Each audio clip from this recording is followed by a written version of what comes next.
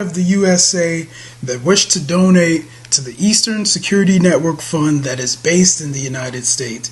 Because of the fees that donators have to pay the bank when sending wires, we recommend that if you're sending less than $250, that you donate through the IPOB USA website.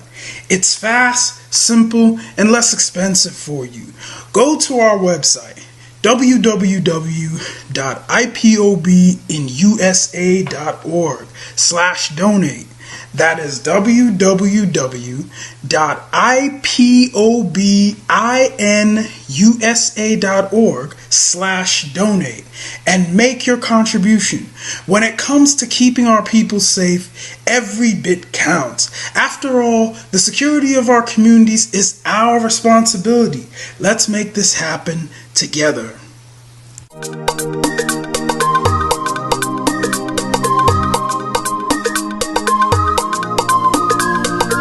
Yeah, Mr. Bella once again. Wisdom, kill it, come on. Say Biafra will not last forever. They say happy up in a go stand.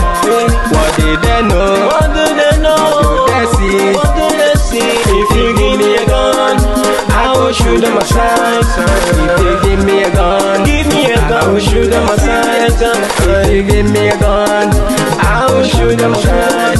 If you give me a gun, I will shoot them aside. If you give me a gun, I will shoot them aside. No. Biafra will live forever. Biafra will live forever. Biafra will live forever. Biafra will live forever. Biafra will live forever. Biafra will live forever. Biafra will live forever. Biafra will live forever. Ogerugo manige tetanura. The lovers of Biafra. This is the time we need to come together and fight for what is belong to us. Ogerugo maniga bandizu. What make us a giant of Africa? Ada approaching na Sugo. Mbogeru nisina nyama kweno. Hello Lisa Binigwe. Out of his wisdom, giving us somebody like Nnamdi Kanu for this our race mission. Biafra will not last forever. They say happy up in a go stand. What did they know? What do they know? What do they see? What do they see? If you give me a gun, I go shoot them aside. If you give me a gun, I go shoot them aside. If you give me a gun, I go shoot them aside. If you give me a gun, I go shoot them aside. If you give me a gun, I go shoot them aside. Oh no. See you joke, our hero have the force never stop. Nnamdi Kanu but no phone will stop. He cannot stop. Biafra will live forever. Believe me now. But independence for Nigeria as a corporate entity is not enough. The peoples of Nigeria must at the same time be guaranteed their freedom. We must ensure that in an independent Nigeria, individual citizens throughout the land enjoy liberty, human dignity, and equality under the law. There must be one Nigeria with one constitution and one law for all. Let us therefore, Mr. Chairman, sir, close our ears to the counsel of despair, which says that we cannot here at this conference agree on a constitution.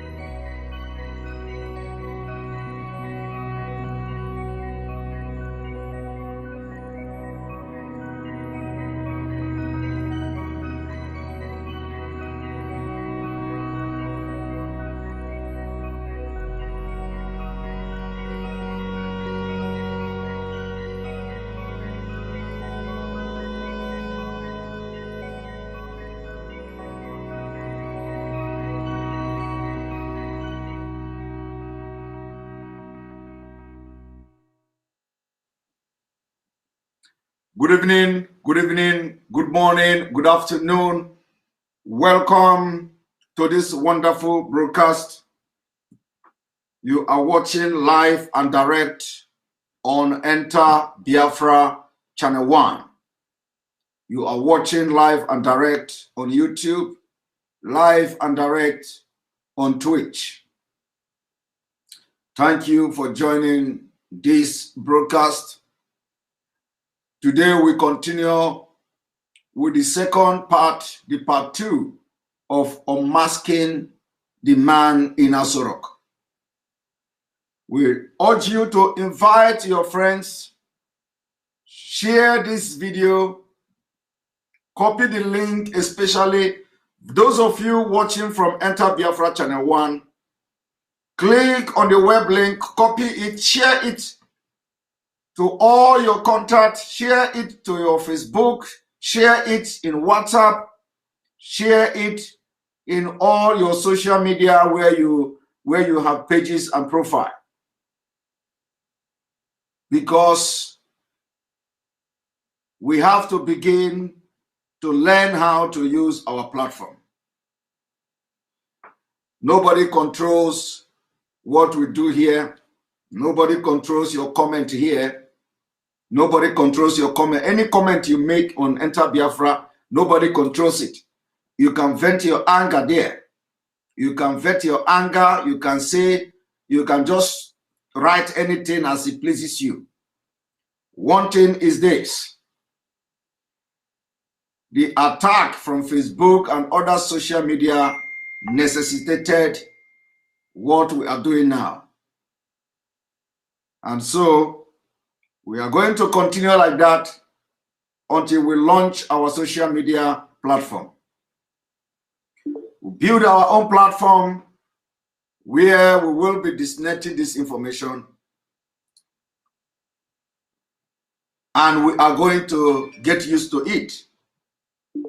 For those of you, Prince Chooks, Tagbo, please, I have not opened this for people to come in. So we have to get used to it so that any day you don't see us anymore on social media, when they have probably removed our account, you will understand what we are saying. As I'm talking to you right now, my official Facebook page is about to be unpublished by Facebook. Facebook is restricting our page. They don't recommend our page to people. So most of the posts we make, they restrict people from even viewing it. That is why it has become very imperative. It has become very, very imperative that I follow this line of making sure that people get themselves acquainted to this Enter Biafra, because it's a platform that we've spent everything to build, and it is working perfectly well. You can also log into Enter Biafra with your Facebook account. You can also create your own individual account. You can also subscribe just to receive newsletter from enterbiafra.com. Very secured.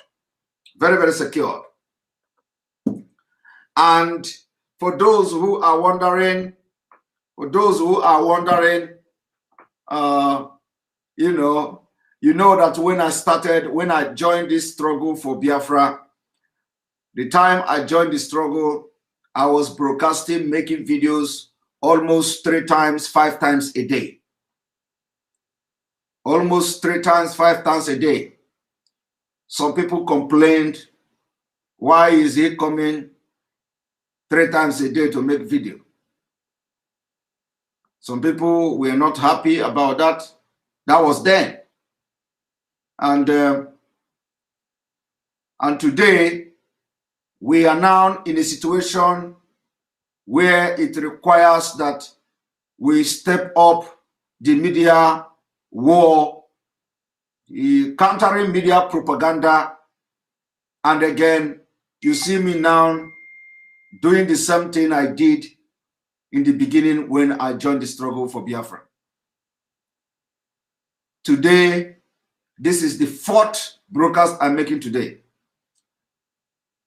I made broadcast very early in the morning here. Very early in the morning.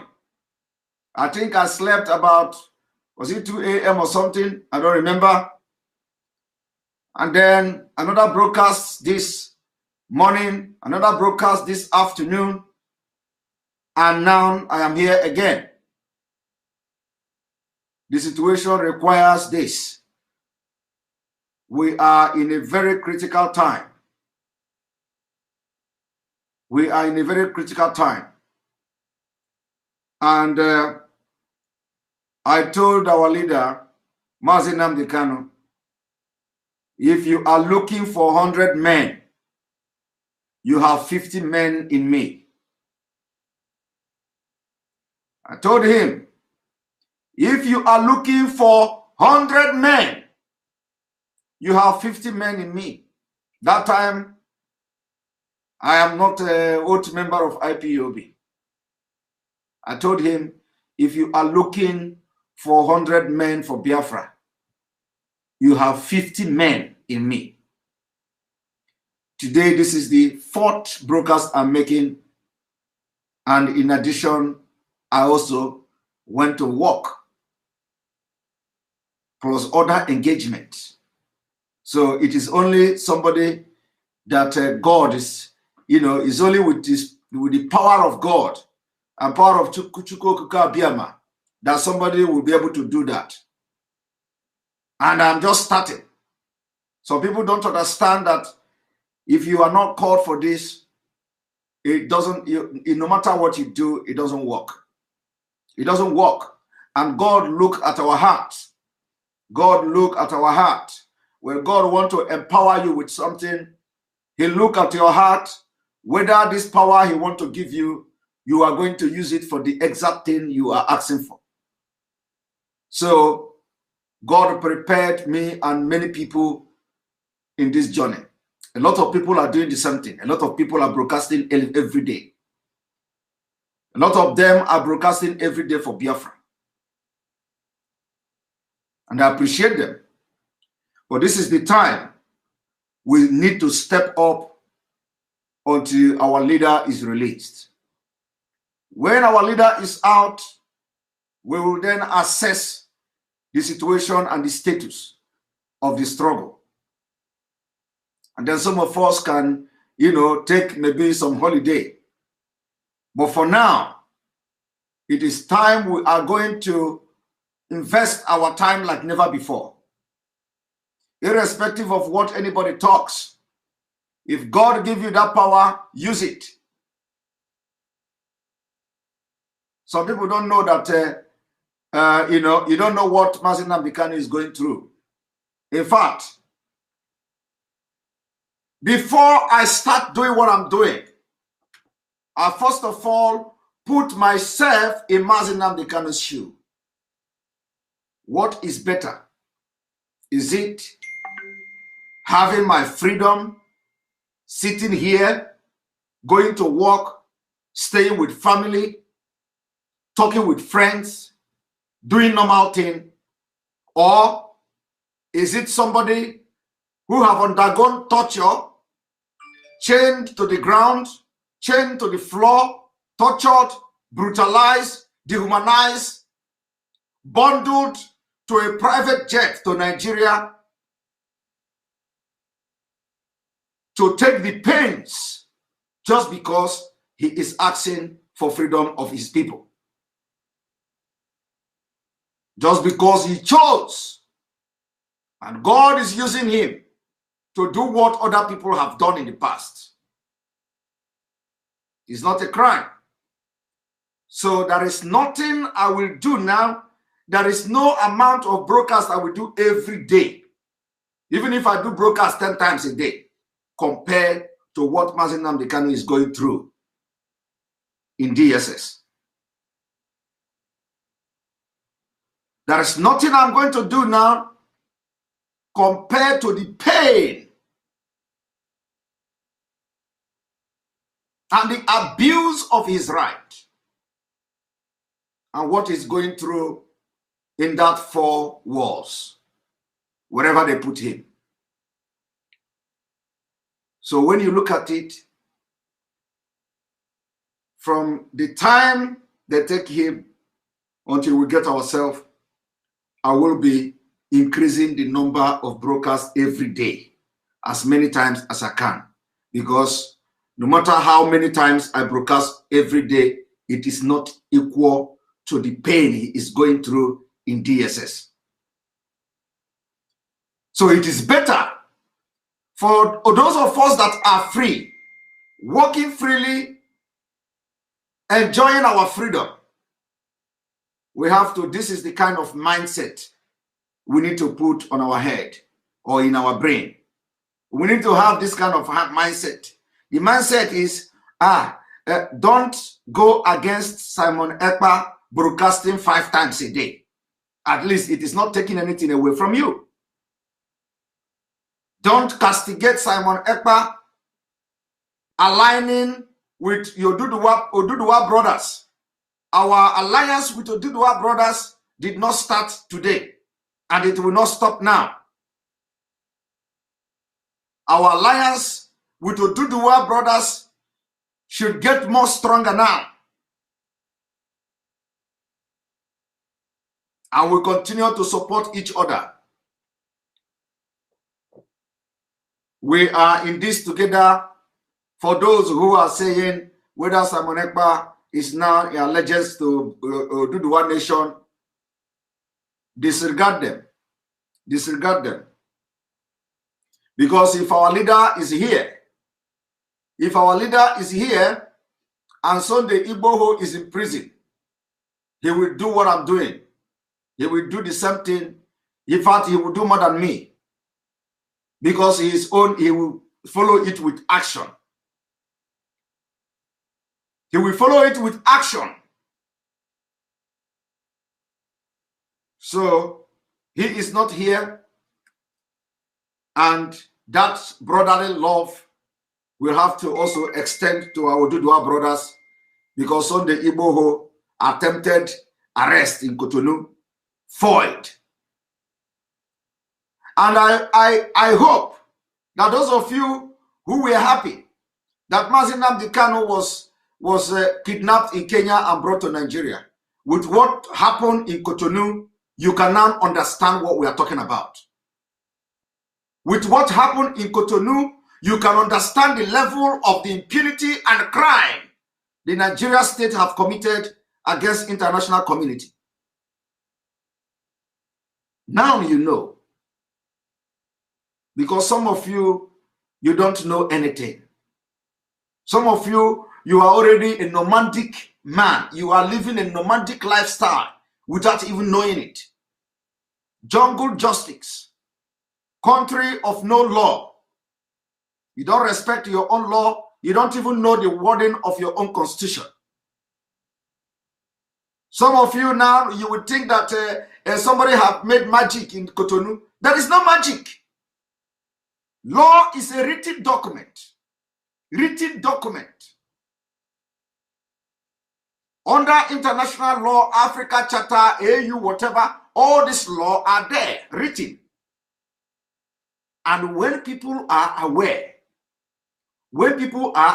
of what is going on, this, what happened to Sunday Igboho in Cotonou, is example. Because people know.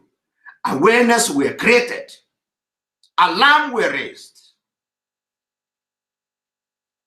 Nobody hide it. Immediately, Sunday Igboho was captured. I was receiving call from Oduduwa brothers. They didn't hide it. And immediately, everybody swing into action. Public outcry.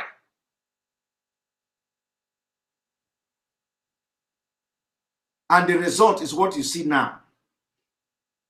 Because international law is international law. Once it is in public domain, there is nothing you can do. Alleged, oh, Sunday Igboho they find God, they find AK-47. All these things are rubbish. Rubbish. But now, we will be throwing stone from afar. They say, he who fights to run away will live to fight back. The Fulani government, they are desperate to stop anybody and kill anybody that is standing on their way, on the way of Fulanization. And still, you are not thinking. And still, it is not clear yet.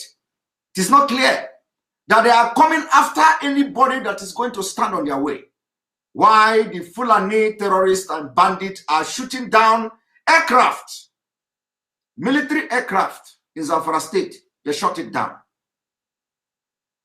In Kaduna, they are killing every second day. Benue State, they are, macheting people, slaughtering people. In Katsina, the same thing. In the Niger State, the same thing. And nobody is apprehending them. Still, they are after Mazi Nnamdi Kanu, after Sunday Igboho. And let me tell you, one thing that should surprise you now is that why would the Benin Republic arrest Sunday Igboho in the first place? Why would they arrest him? Because Nigeria government has made contract with all these countries. Outside the law, if it was not the public awareness, they would have bundled him. But you see how it went. So now the question is, you that is happy about Mazi Nnamdi Kanu kidnapping and bringing to Nigeria, have you seen how? Have you seen it? Have you seen it? Do you see why we are demanding unconditional release? With compensation. With compensation. It doesn't matter which crime you are accusing Mazi Nnamdi Kanu to have committed, just like Sunday Igboho. It does not matter. It does not matter whether whatever crime you are accusing him, but for the fact that you breach international law, you have lost the jurisdiction. In fact, you have even lost the competence to try the person.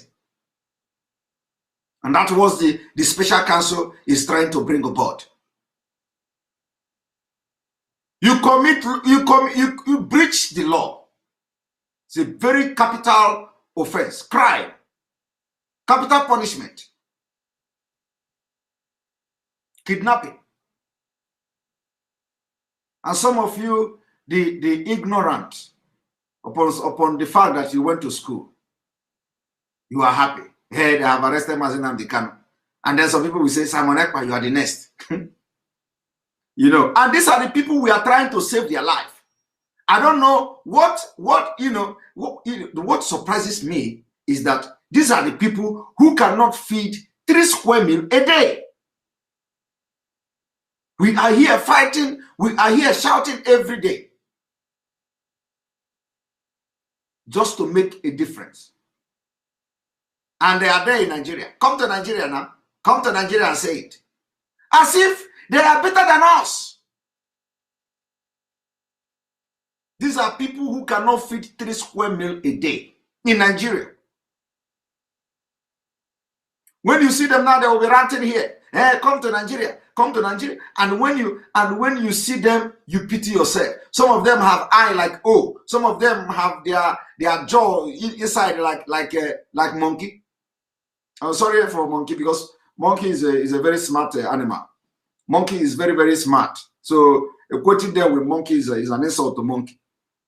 But this is just something that should very absurd. So thank you very much, Nikki Maduka, for that super chat.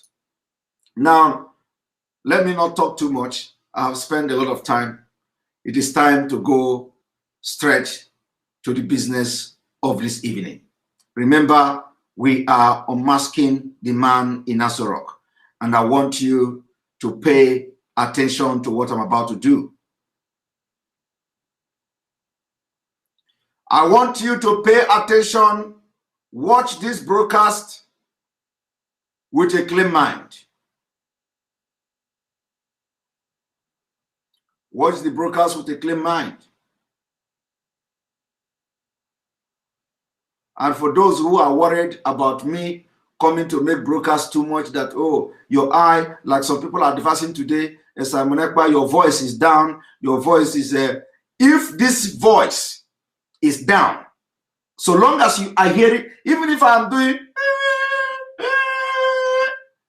and Mazi Nnamdi Kanu is in prison, in Nigeria, if he is not yet transferred to Kuje prison, if he is in prison, maybe I will remove 10% of my strength. I will reduce 10% or 20% of the effort. But for the fact that he is still in DSS detention, and my voice, you can still hear my voice like this, why shouldn't I come online as many times as possible?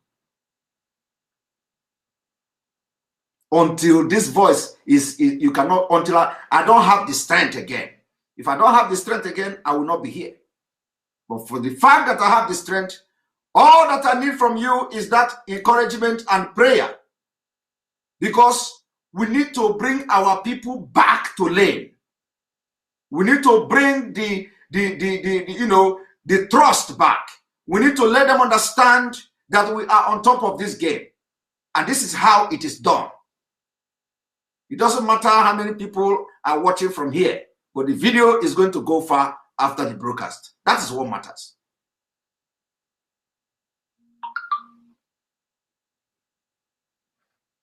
I hope Obasanjo is watching.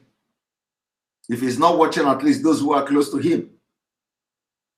Opera, thank you for that, supporting this page, for your super chat.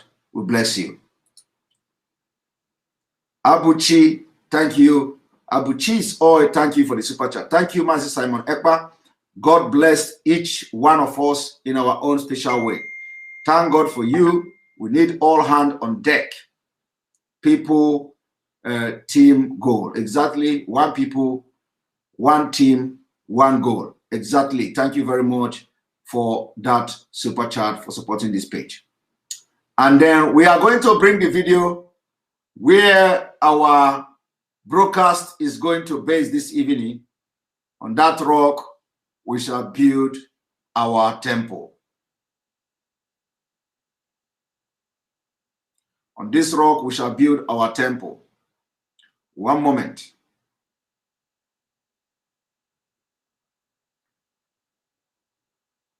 I want everybody to pay attention to what I'm about to do.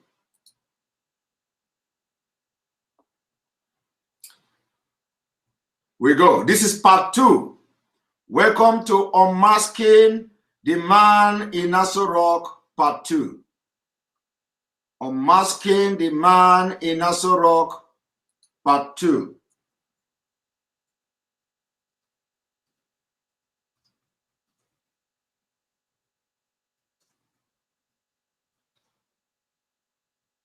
Masking the Man in AsoRock, part 2.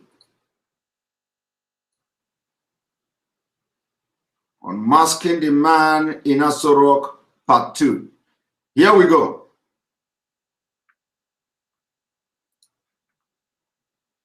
Privilege to be with the President of the Federal Republic of Nigeria.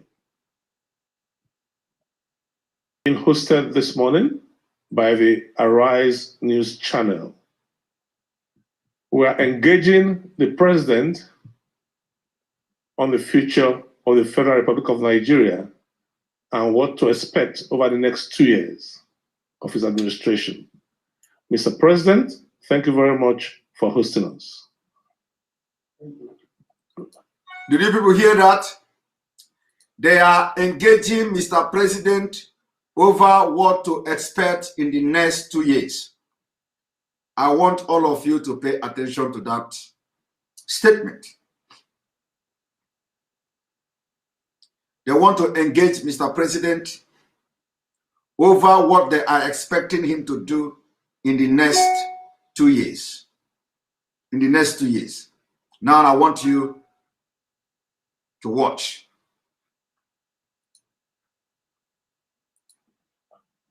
Thank you very much, Mr. President. The nation is witnessing rising insecurity, banditry, arson, kidnapping. How did we get here? What's the way out? The nation is witnessing insecurity, kidnapping, and what have you. Ruben Abati asked him, what is the way out? What is the way out? I want you to pay attention. Ruben Abati asked him, what is the way out? Now, listen to what a president will answer you. What is the way out of this insecurity?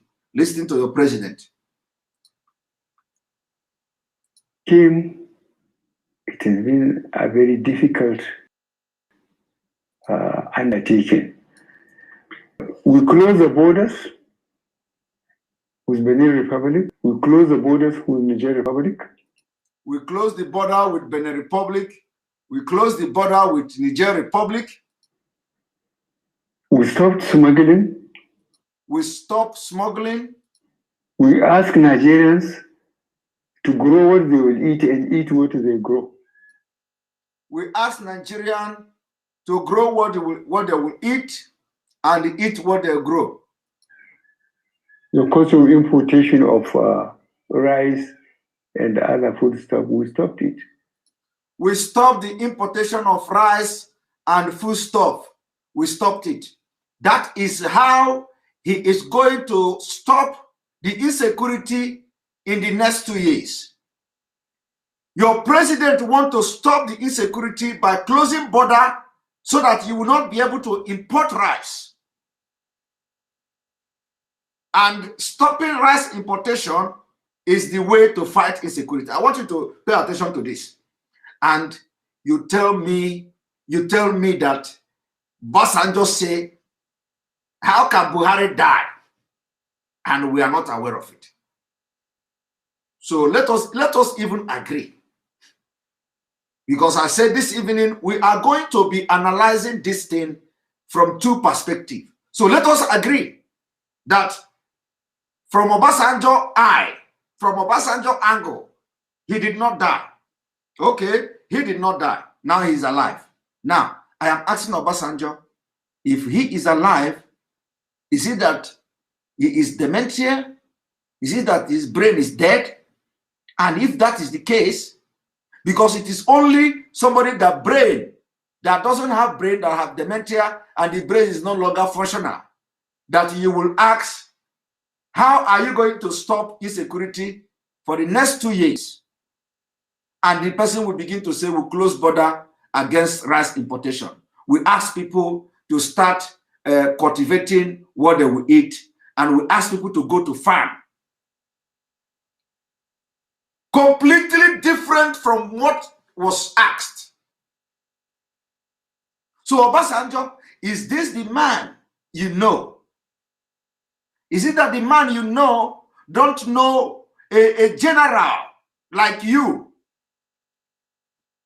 Once a military general, a military dictator in Nigeria like you, don't know how to stop insecurity.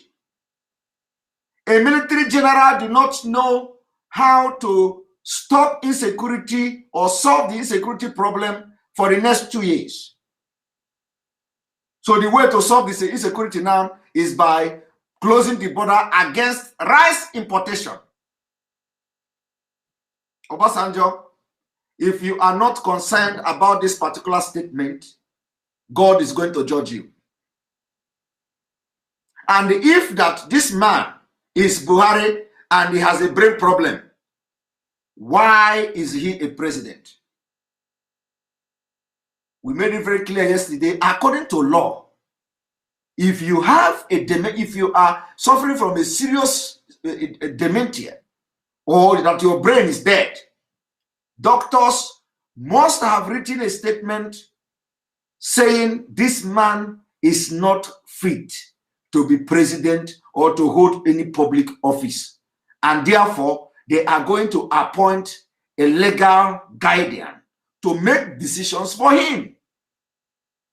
And here you are, country of professors, country of generals, country of field marshals, country of lieutenant colonels, country of doctors, PhD holders, country of scientists, country that has produced the best brain all over the world, country that the United Kingdom, the British High Commissioner in Nigeria is looking for the best brain to go to the United Kingdom to study, and after studying, they can stay 3 years without providing any sponsor, because they are looking for the best brain from the country where this man is the president. And Obasanjo is telling us that the only proof we have is that he has visited AsoRock, and how can Buhari die and they are not aware of it? So if you are not aware of Buhari's death, are you also not aware that his brain has been tampered with?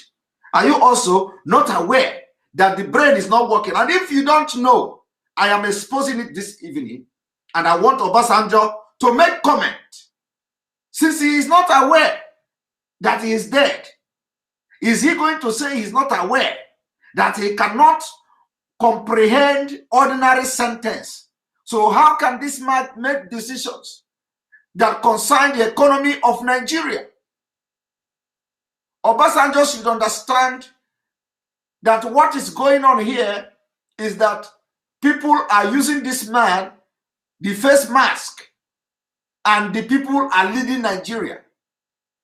Because a man who cannot differentiate a bag of rice, importation of bag of rice, smuggling bag of rice into Nigeria, and how to solve security problem is not qualified to even hold anything, any public office. So how can you say that this man is the one making decisions that is Nigeria, you know, making decision on most of the affairs in Nigeria?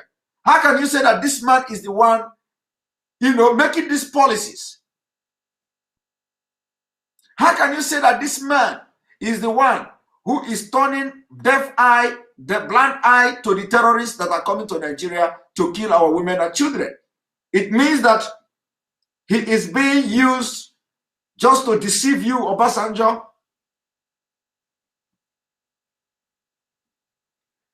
I am asking this question, and I want you to listen to the explanation of how he is going to solve Nigeria problem, security problem for the next 2 years. Now watch. We made fertilizer available, and we were very impressed.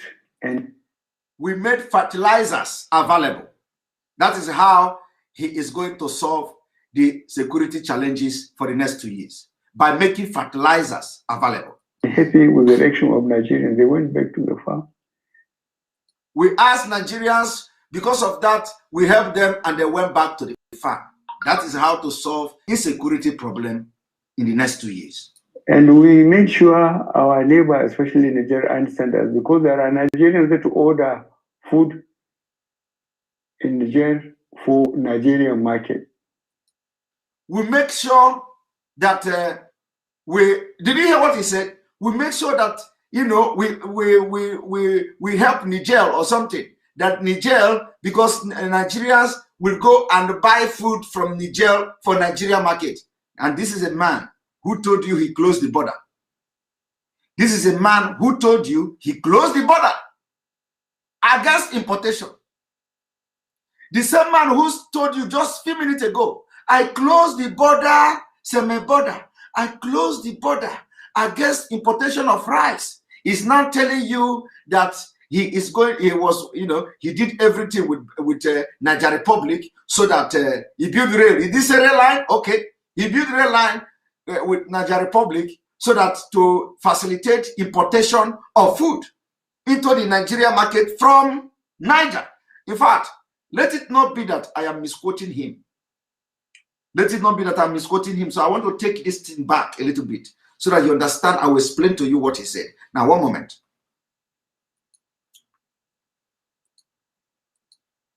We were very impressed and happy with the reaction of Nigerians. They went back to the farm.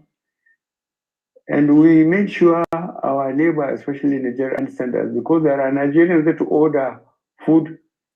I want you people to understand that this is a lot of, they cut the video.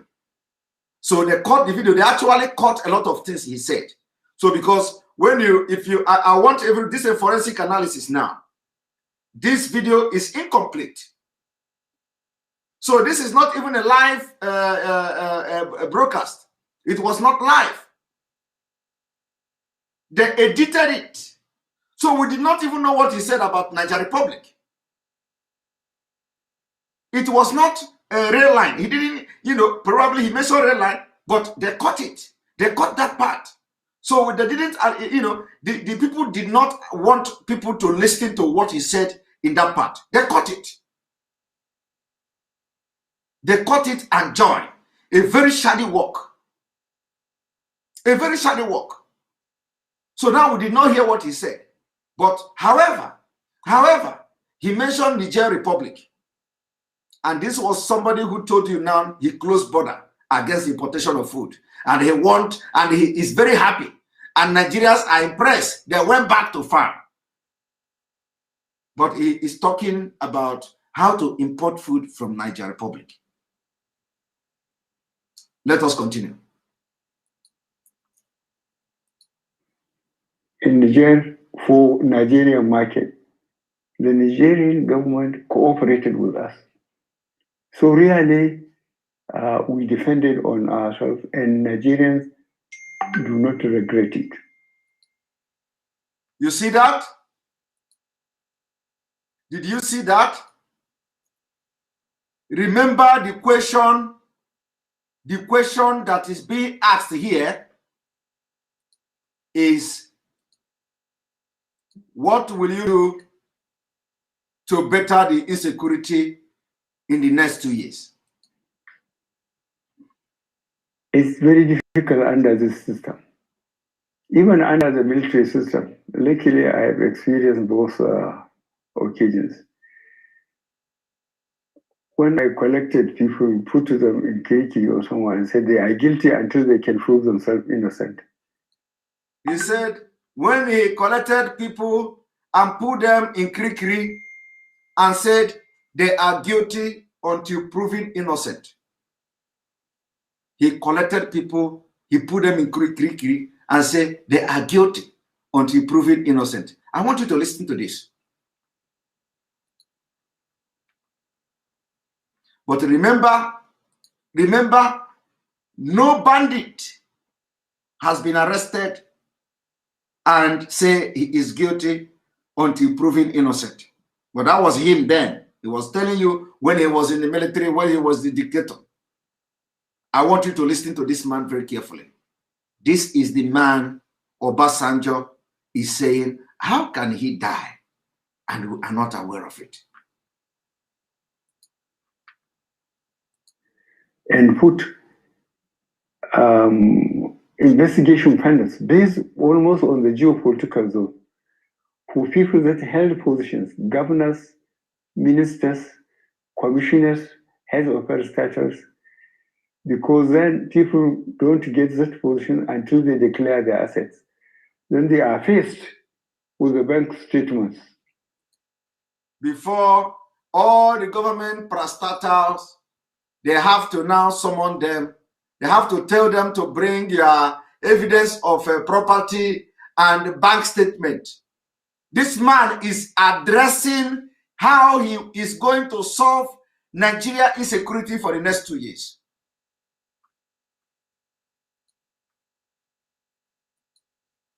And their assets. If they cannot explain, the balance is taken away from them. But what happened? Eventually, I myself was arrested, detained, and they were given back what they have looted. So that's why He was telling you how he was arrested and detained. Eventually, he himself as he presented himself to be Muhammad Buhari, he himself was arrested and detained. Eventually, he was arrested and detained.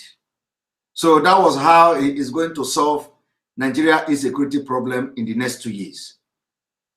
Eroma Saleh Clement, thank you for the super chat. That was how he is going to fight insecurity in the next 2 years.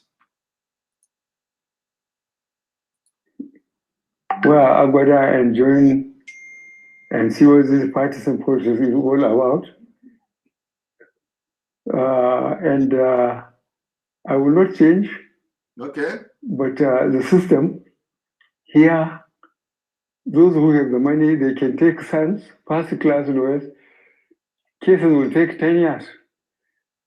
And doing things with immediate effect was not possible. But I assure you that in spite of the problem we are having with the system, whoever we have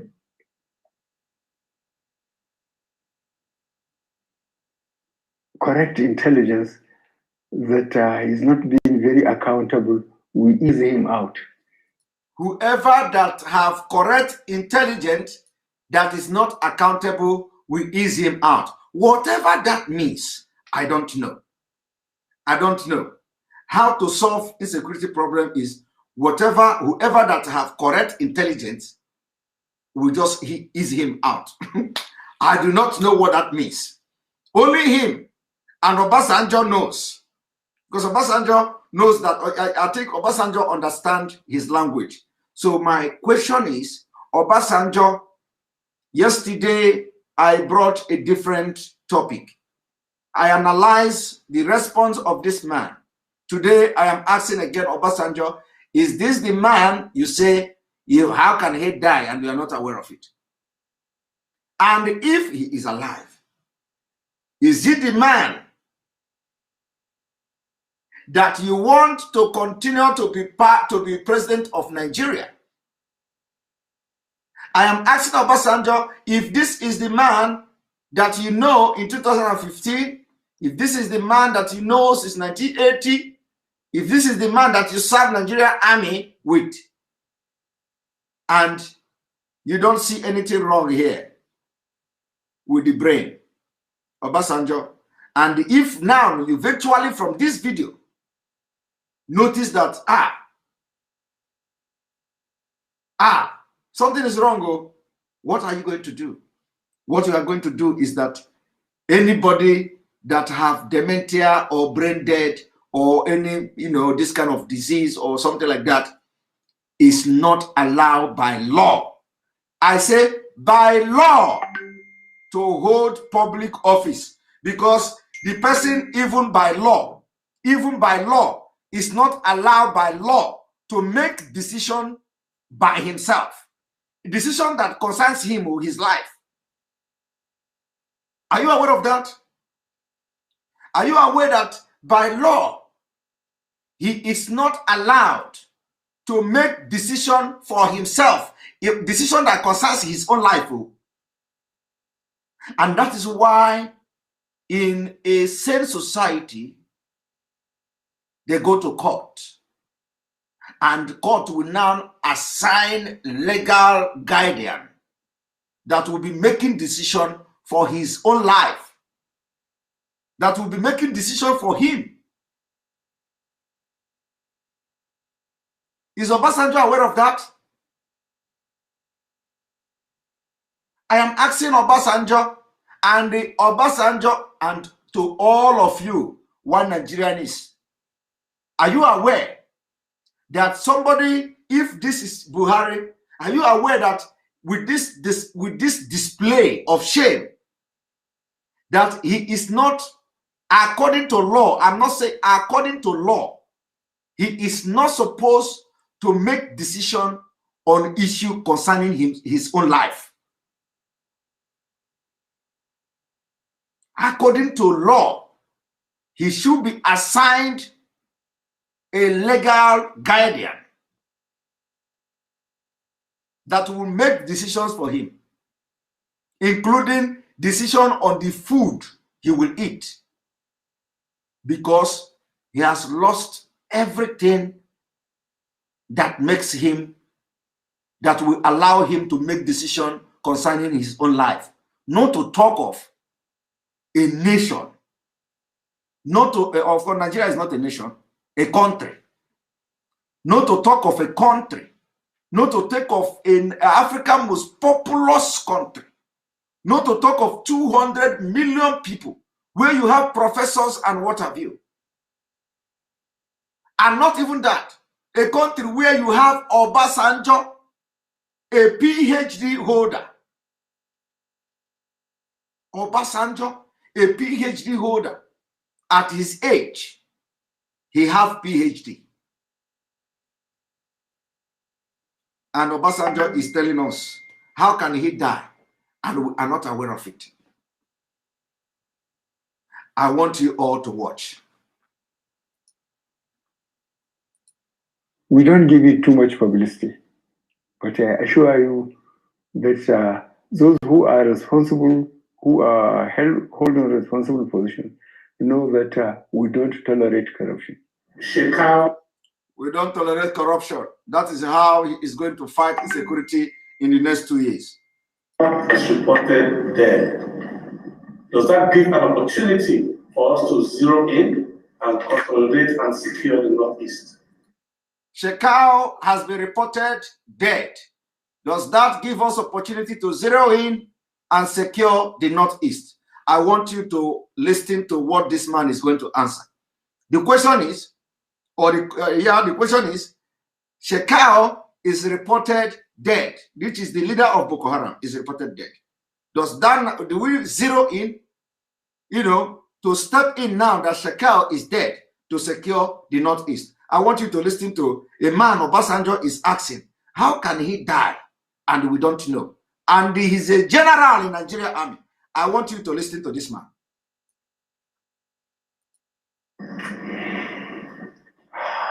The problem of the Northeast was very difficult. The governor, the present governor, is working very hard. Okay. The problem of Northeast is very difficult. That is the answer. The governor of the Northeast is working very hard. Listen. He's taking a lot of risk. He's taking a lot of risk. And I asked him, this Boko Haram, is it our people? Is it Nigerians or people coming out? He said, they are Nigerians, most of them. He asked him, this Boko Haram, is it Nigerians or people coming? This is a man who before 2015, he know who Boko Haram is or who they are. This was a man who used Boko Haram to campaign in 2015. Today, he is asking a governor, who are these Boko Haram? Are they Nigerians? And Obasanjo is telling you, how can he die? And we don't know about it. This was a man who traveled all the state of federation, telling you how he is going to lead the war against Boko Haram in 2015. This was a man who Boko Haram single-handedly picked to negotiate on their behalf. Today, he do not know whether Boko Haram are Nigerians or they come from outside the country. But that was not the question.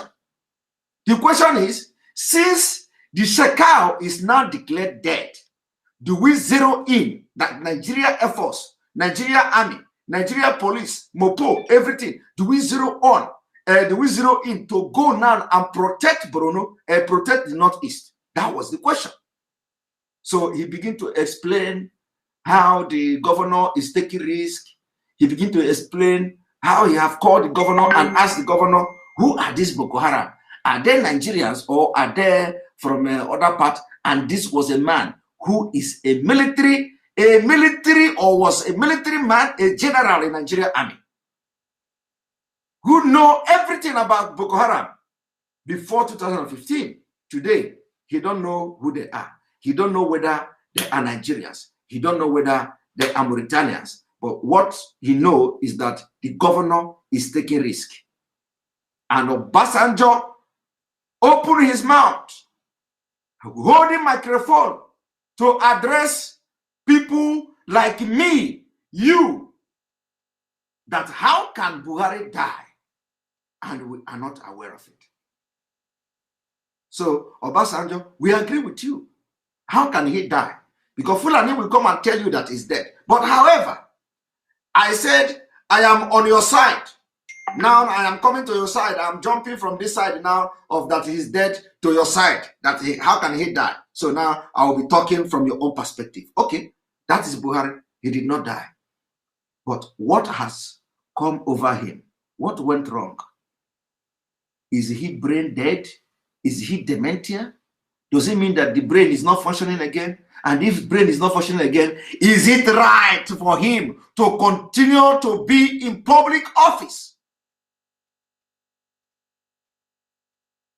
Somebody who cannot understand one single question here. From the beginning till the end, he cannot understand one single question. How do you allow the man to make decisions, policies about Nigeria? Have you seen why we say Boko Haram are in control? Have you seen why we say jihadists are in control? Have you seen why we say the terrorists are in control of Nigeria? Because from every inactions of the government, you understand that they are sponsoring the terrorists, and he is not aware of the government complicit. That is, I'm just talking from your own side of Obasanjo. So he is not aware. How do you continue to overlook the impunity and fraud here, Obasanjo, and people like you? How? How do you go to sleep and you are thinking that, oh my God, I know Buhari. Buhari should know what is security now. And the Buhari I know should know at least what is how to curb security, insecurity problem now. Buhari that I know was a military general now. He should be able to at least tell us how to solve this security problem. But Buhari is talking something different, which means the brain is not functional. And you continue to wait for 2023. You don't know that the people who are controlling the government already have finalized how they are going to hijack the government in 2023, which was the reason they rejected the electronic transmission of voters' result. Because this man here is not in charge. So, Obasanjo, you are not dealing with this man. You are dealing with unseen human beings, people behind the scene. Who are these people behind the scene? Are they allegiance to Boko Haram? Are they allegiance to Usman Danfodio? Are they allegiance to jihadists? Who are they? Let them come out so that we will assess them. So what this is telling you now is that some people are making decisions, are governing Nigeria. And for the fact that no single jihadist has been arrested, prosecuted, and jailed, it means that those who are behind the scene of this man are directly sponsoring terrorism, killing, jihad, and ethnic cleansing all over Nigeria. Who are these people? Obasanjo should be asking that question now. Because a man who cannot understand the simple question cannot make a decision on Nigeria affair. So who are the people behind the scene? We want to know. Obasanjo, the question is directly at you. Now, thank you very much, Eremosere Clement, for the super chat again. We appreciate it. Let us continue. Let us continue. I want you to clean your mind. We are not going to, this is just the part 2. We are only in the part 2 of Unmasking the Man in AsoRock. We are going to have part 3. We are going to have part 4. We are going to have part 5. We are going to have part 6 until Obasanjo comments. We are going to force Obasanjo from his shell. Listen. They were Nigerians. As I said, the only way we got them around was that you can't kill innocent people and said God is great. That worked very well, but you can't kill innocent people and say God is great. That worked very well. So now, I want you to understand something here. He said, you remember, the question was, now that Shekau is dead, are we going to zero in, which means that with Nigeria security agencies, zero in to go and, safeguard and protect and take back the land that Boko Haram has grabbed in the northeast? Now, this man is telling you that they did something. They did something. And what they did was to tell the terrorists that each time you kill, don't say God is great. Do you understand me? He said, each time they kill, don't say God is great. And they have been able to succeed in letting them stop saying God is great when they kill. Do you understand me? He said, what they have been able to achieve now, that is the way, the scam of Islamization, that they have been able to achieve and convince them that when you kill, don't say God is great. So they have been able to. Let me play it so you don't say I'm misquoting him. Erima Ero Monsele Clement. Thank you for super chat. You have been doing so many super chat. We appreciate you for that. And again, another super chat. Thank you very much for your support. Now, let me play it again so that you don't say that I said or I misquoted him. He said, we have succeeded in making them to stop saying God is great each time they kill. I want you to watch.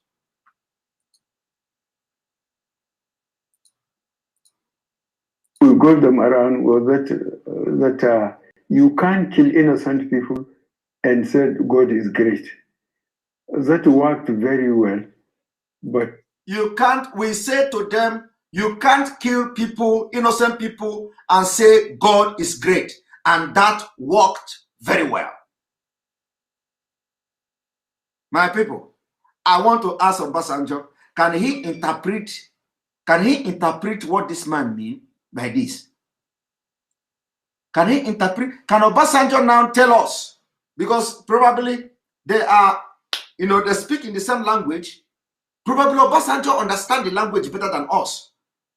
So can Obasanjo now tell us what this man means here? He said, we're able to tell them not say God is great when you kill, and we're able to succeed in that. He did not say we were able to succeed in curbing the insecurity, killing Boko Haram. He said, we told them to stop saying God is great. And we have succeeded in that. Now, let us continue. But, I think we have a problem of unemployment. We have a problem of a lot of youth looking basically for what to eat, not even to talk about accommodation or dress. The level of poverty is almost unimaginable. Did you hear that? How will you go to attack Boko Haram? Can we go now to attack Boko Haram and safeguard the Northeast since they claim that Shekau was killed? Now his answer is that there is a lot of hunger. There is a lot of unemployment. But remember when they asked this man, because I'm talking from the perspective of Obasanjo, when they asked this man about Biafra, that Biafra people are agitating. Do you want to negotiate with them? This man said, why should I negotiate with them? Are they the only people that are hungry in Nigeria? Are they the only people that are in Nigeria? Don't they see every other person? People are hungry. Do you see the way this man is responding to a question concerning Shekau has been killed? Can we now go in to safeguard the Northeast? He don't want to address that. He is telling you why we should not go to kill Boko Haram, because there is hunger. He is telling you why we should not go and attack Boko Haram is because there is hunger. Why we should not go and attack Boko Haram is because there is no job. But Biafra people, why should I go and... I don't even want to watch the video. Are they the only one in Nigeria? They are lazy. They want us to share money. Where is the money? That was his response. That was his response. When Al Jazeera interviewed him, that was his response. Biafra, well, are they the only one in Nigeria? Eromosele, thank you for your super chat. You have made a lot of super chat. Please hold your break, I beg. Clement, hold your break, please. Hold your break.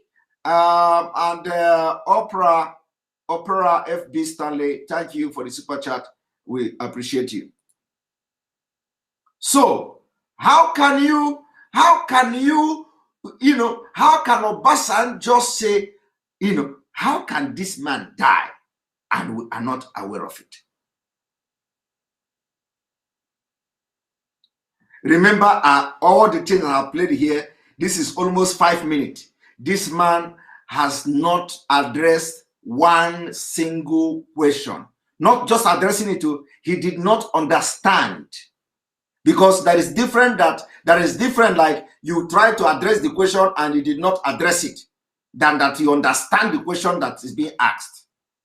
He did not understand one single question being asked. He didn't even attempt to understand any single, all the questions that have been asked here, this man did not understand it. So, we are going to bombard AsoRock. The AsoRock will be on fire because this man we need to expose him. So we want to know, who is this man? And if they say that this man is Buhari, we want to see the medical report. What the medical report say? If he is Buhari, what did the medical report in London say? Nigeria demand to know the health status of the president if the claim is Buhari, because we know no doctor in London would allow this kind of man to go and hold public office. No doctor in London will allow this kind of man to even go and make decision for himself. No, when we are making Obasanjo, you see, when we are saying Obasanjo, we are using Obasanjo as a point of contact for people that are doing prayers. Kingmakers TV, thank you for the super chat. So it is not like we are using Obasanjo as a point of contact. We are using Obasanjo as a point of contact for every Nigerians that say the Buhari is alive. I agree with you. Those who say Buhari is dead, I agree with you. The point now is that we are analyzing it from these two perspectives.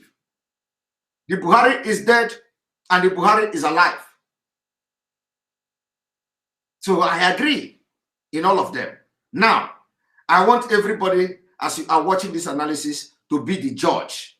Use your own brain to make your own conclusion and judgment. If Buhari is alive and he is this man, what is the health status? And if he has dementia and have brain problem, is it Nigeria international law for a man that has been declared unfit to hold public office? And in a country of 200 million people, where you have professors and ex-military general. So to those who say, they are just making noise. That how can Buhari die? If you don't agree that, this is the next thing for you to do. Tell us, do you think that what you watch now and what I'm doing now, that you want to be comfortable with it? And if you are not comfortable with it, what action are you taking? Don't tell me you want to wait 2023. I have just told you now, 2023, you are already a failure.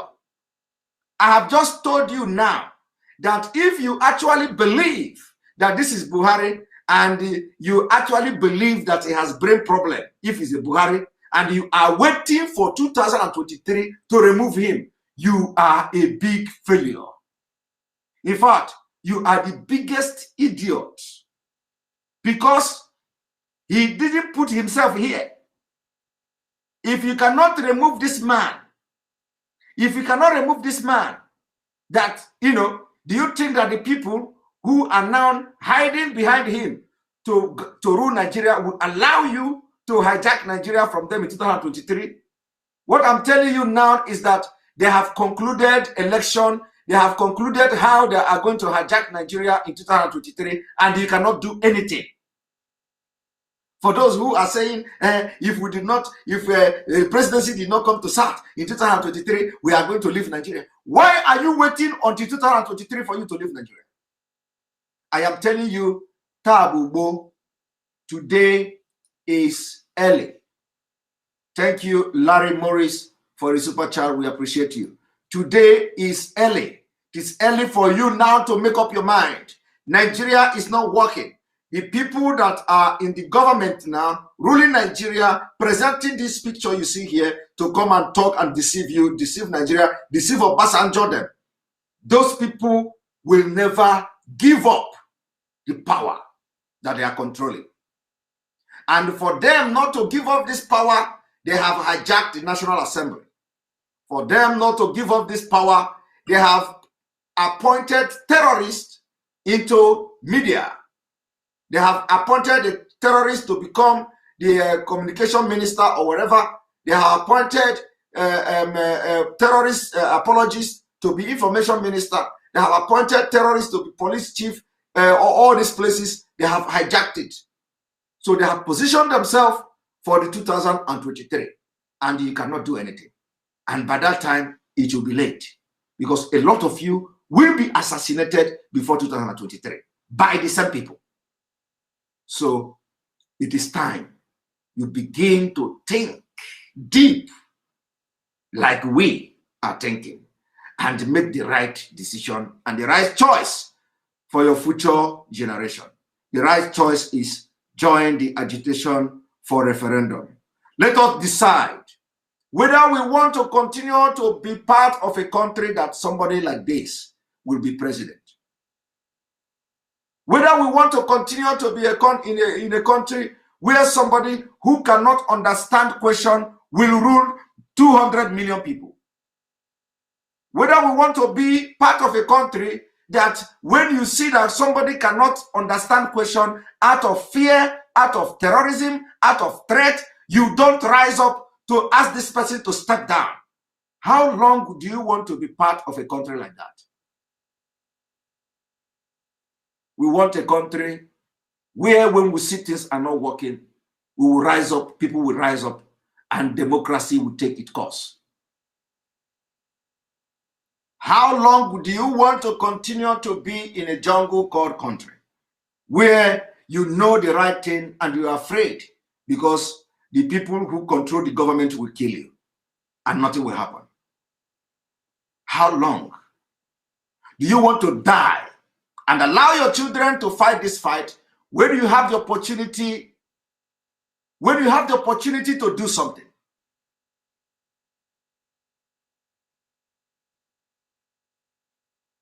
Do you think you are doing the right thing? That you want to just leave and allow your children to come and start fighting these monsters? When you can actually sacrifice your life for your children and your children's children. You want to enjoy Nigeria and die so that your children will be subjected to all manner of slavery. Is that what you want, Obasanjo and co? All of you, your life don't add anything to anything. You have lived your life. So why can't you sacrifice yourself? Say it the way it is. Let them kill you so that your spirit will liberate everybody and Nigeria will divide. And so that your children will have a better country. If that is what it's going to take. And you want to say why Buhari is dead and we are not aware of it. I want all of you to listen. So this is a problem. But those who are really keeping in touch with what we are doing, they know the difference between the time we came in and now. Yes, we know the difference. And the people of Northeast and South, I think, are the best judges for the performance of this administration. Okay.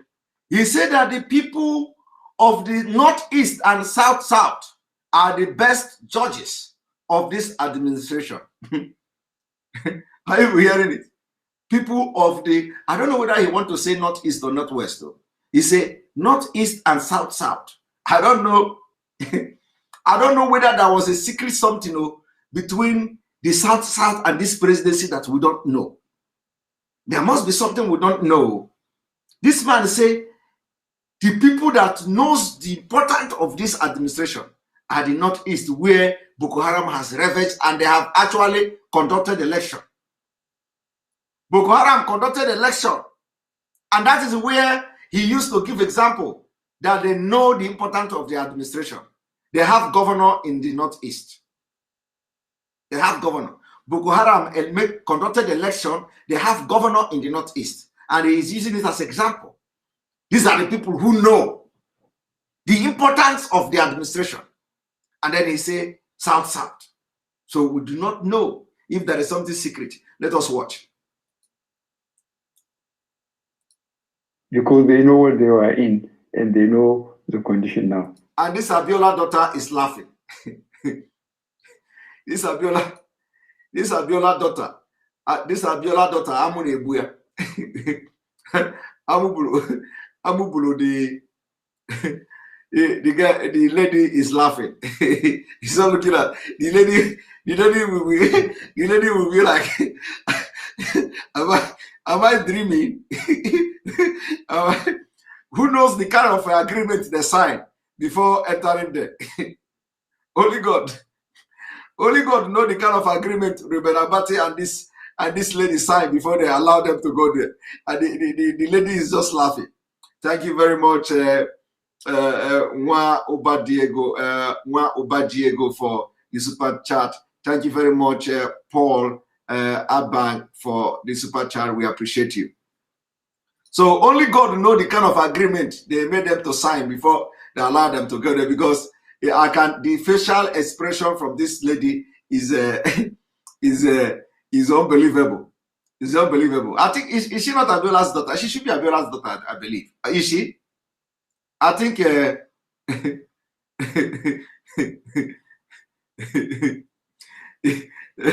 you see, somebody, people don't understand what is going on here. Now let us listen to this last question, because we have a lot of minutes. We are going to make it in part. Now we have just spent 6 minutes in this chat, so we are going to listen for a few seconds and we stop. Was Kashina last year, at the height of the insecurity of this bandit, it's like insecurity has moved from the Northeast to the Northwest. Who can no longer go to farm. How do you respond to some of this challenges, especially banditry in the Northwest? Now the question is, you see that this banditry have moved now from Northeast to Northwest. People can no longer go to farm and what have you. So how do you respond to this kind of development? Watch and listen to the response from your president, Obasanjo.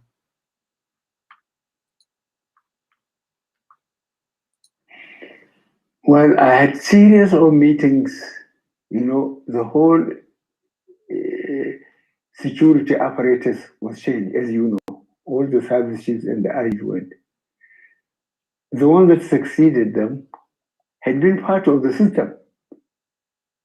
So we had series of meetings with them, at least 3 meetings, each one lasting more than 2 hours. Firstly, I allowed them to go around,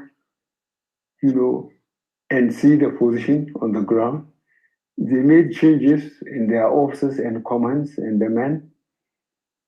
And we told them that we want confidence to be rebuilt.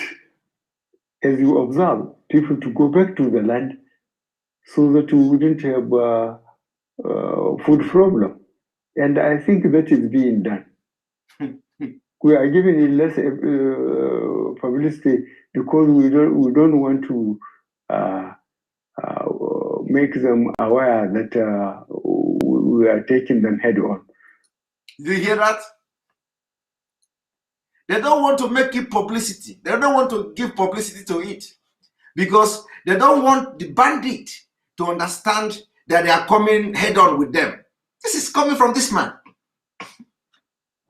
He first of all, he said that they sent all security chiefs to go and build confidence with the men on ground. So that, but they don't want to give it publicity. Publicity, so that they don't give the terrorists the belief that they are coming to have them head on.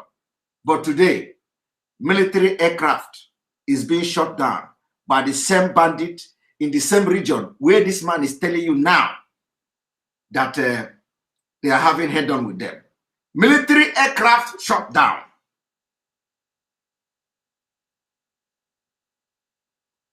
Every blessed day, attack is taking place in Zamfara, Niger State. All of them.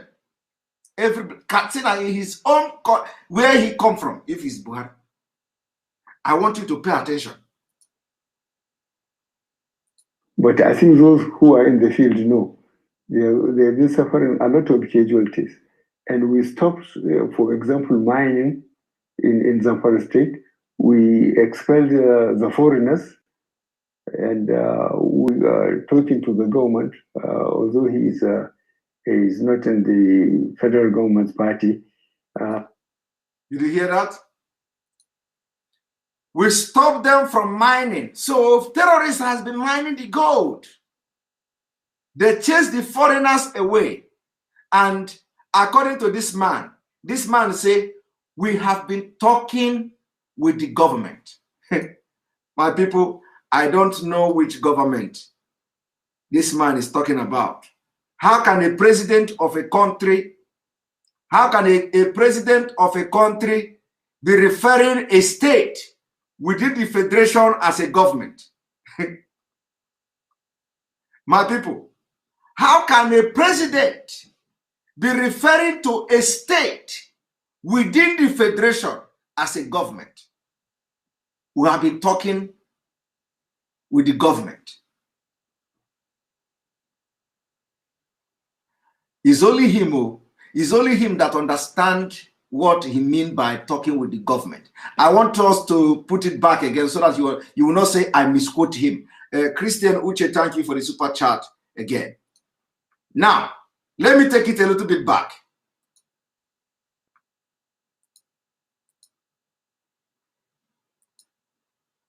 Who are in the field know they've been suffering a lot of casualties.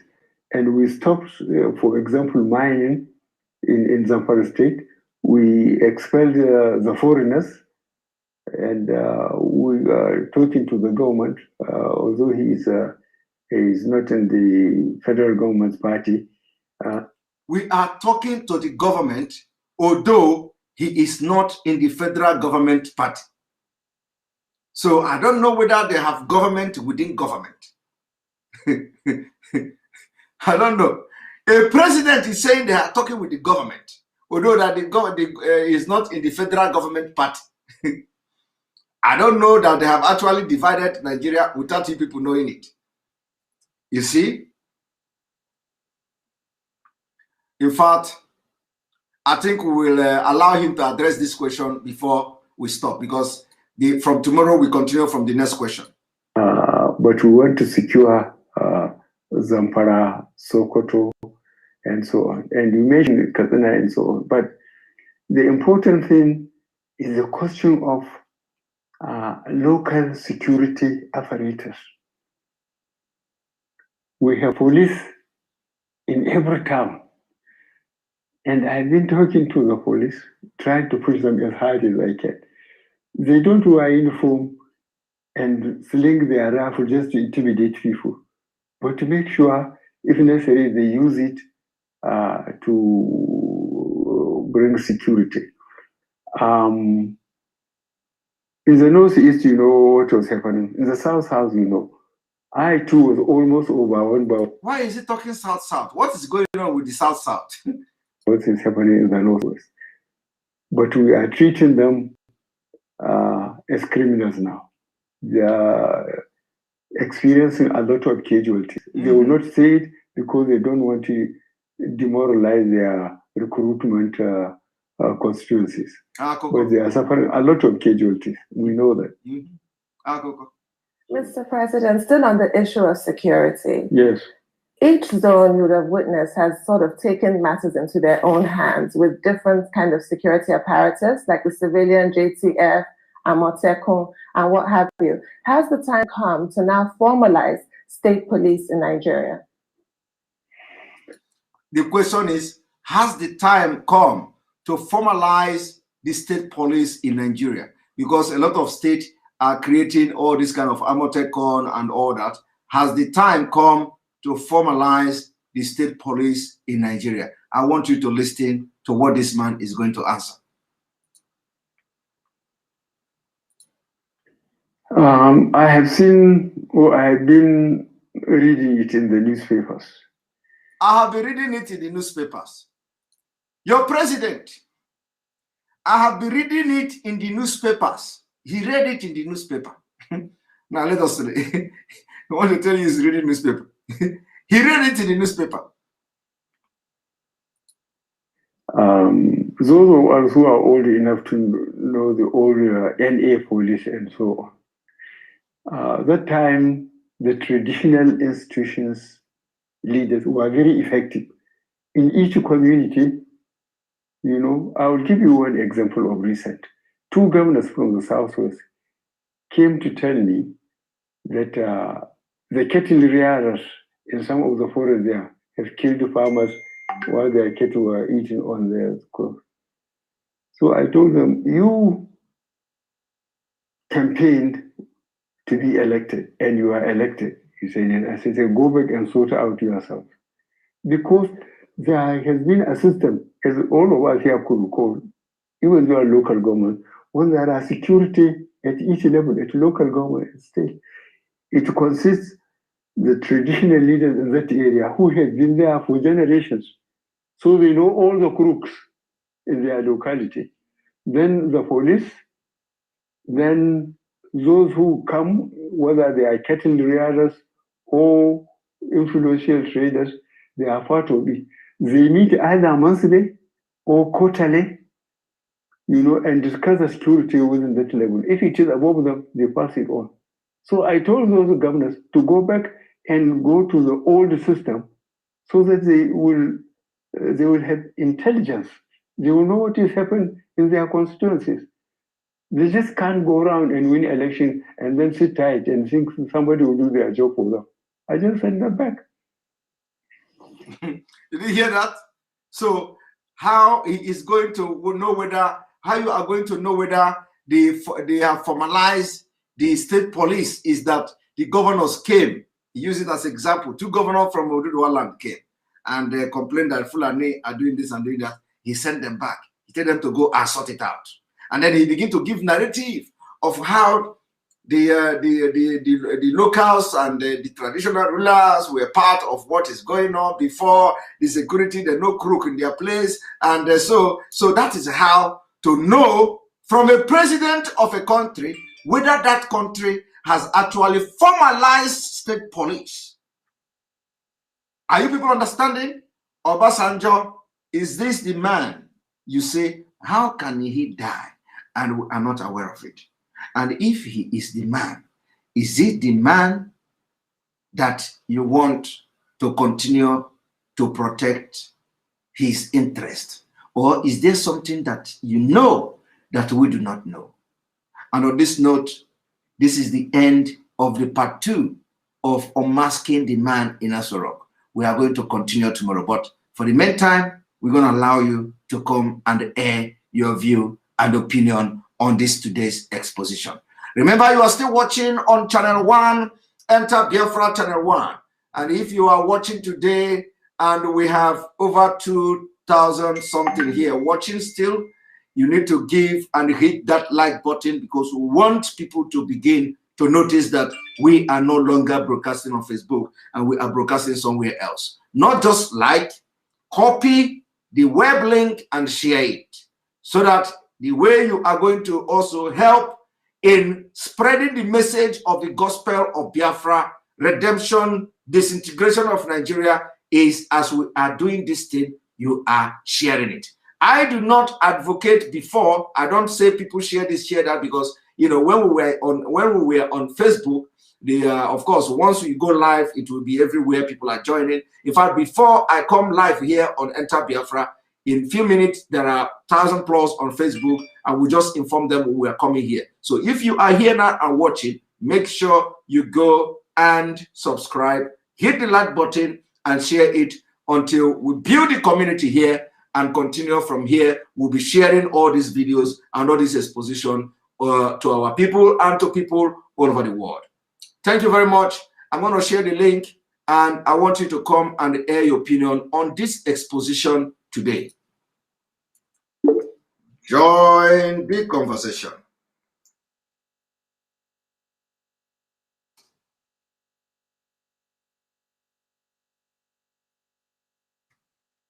Here we go.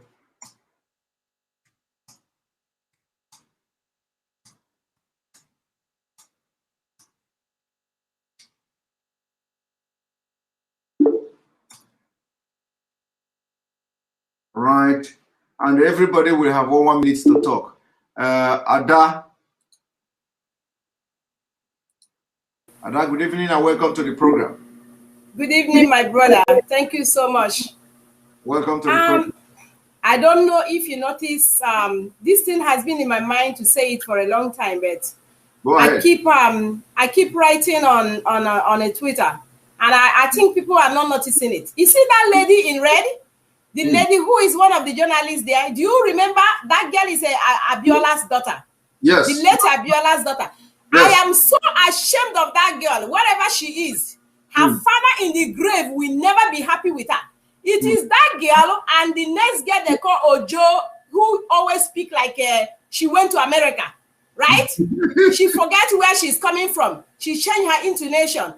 Two of them used to go on Rise TV and make mockery of Biafra and Mazin Namdekalo. Honestly, if she's listening to this broadcast or anytime she come across it, because they always go and pick nose, right? I am so much ashamed of that young lady that the same government killed the father, denied the father his mandate, and this girl will go to Arise TV and be twisting things. A young lady like her, what future does she have? And what is she imparting on other people who want to read journalists in Nigeria? So much ashamed of them. And Dr. Abati, I am so ashamed of that man. That man, in fact, that man, God forbid, that man will never be my relative. If he's one of my relatives, honestly, I am so much ashamed of all of them. And look at the question. Do you know, I remember the day they asked this question to Buhari, the interview, right?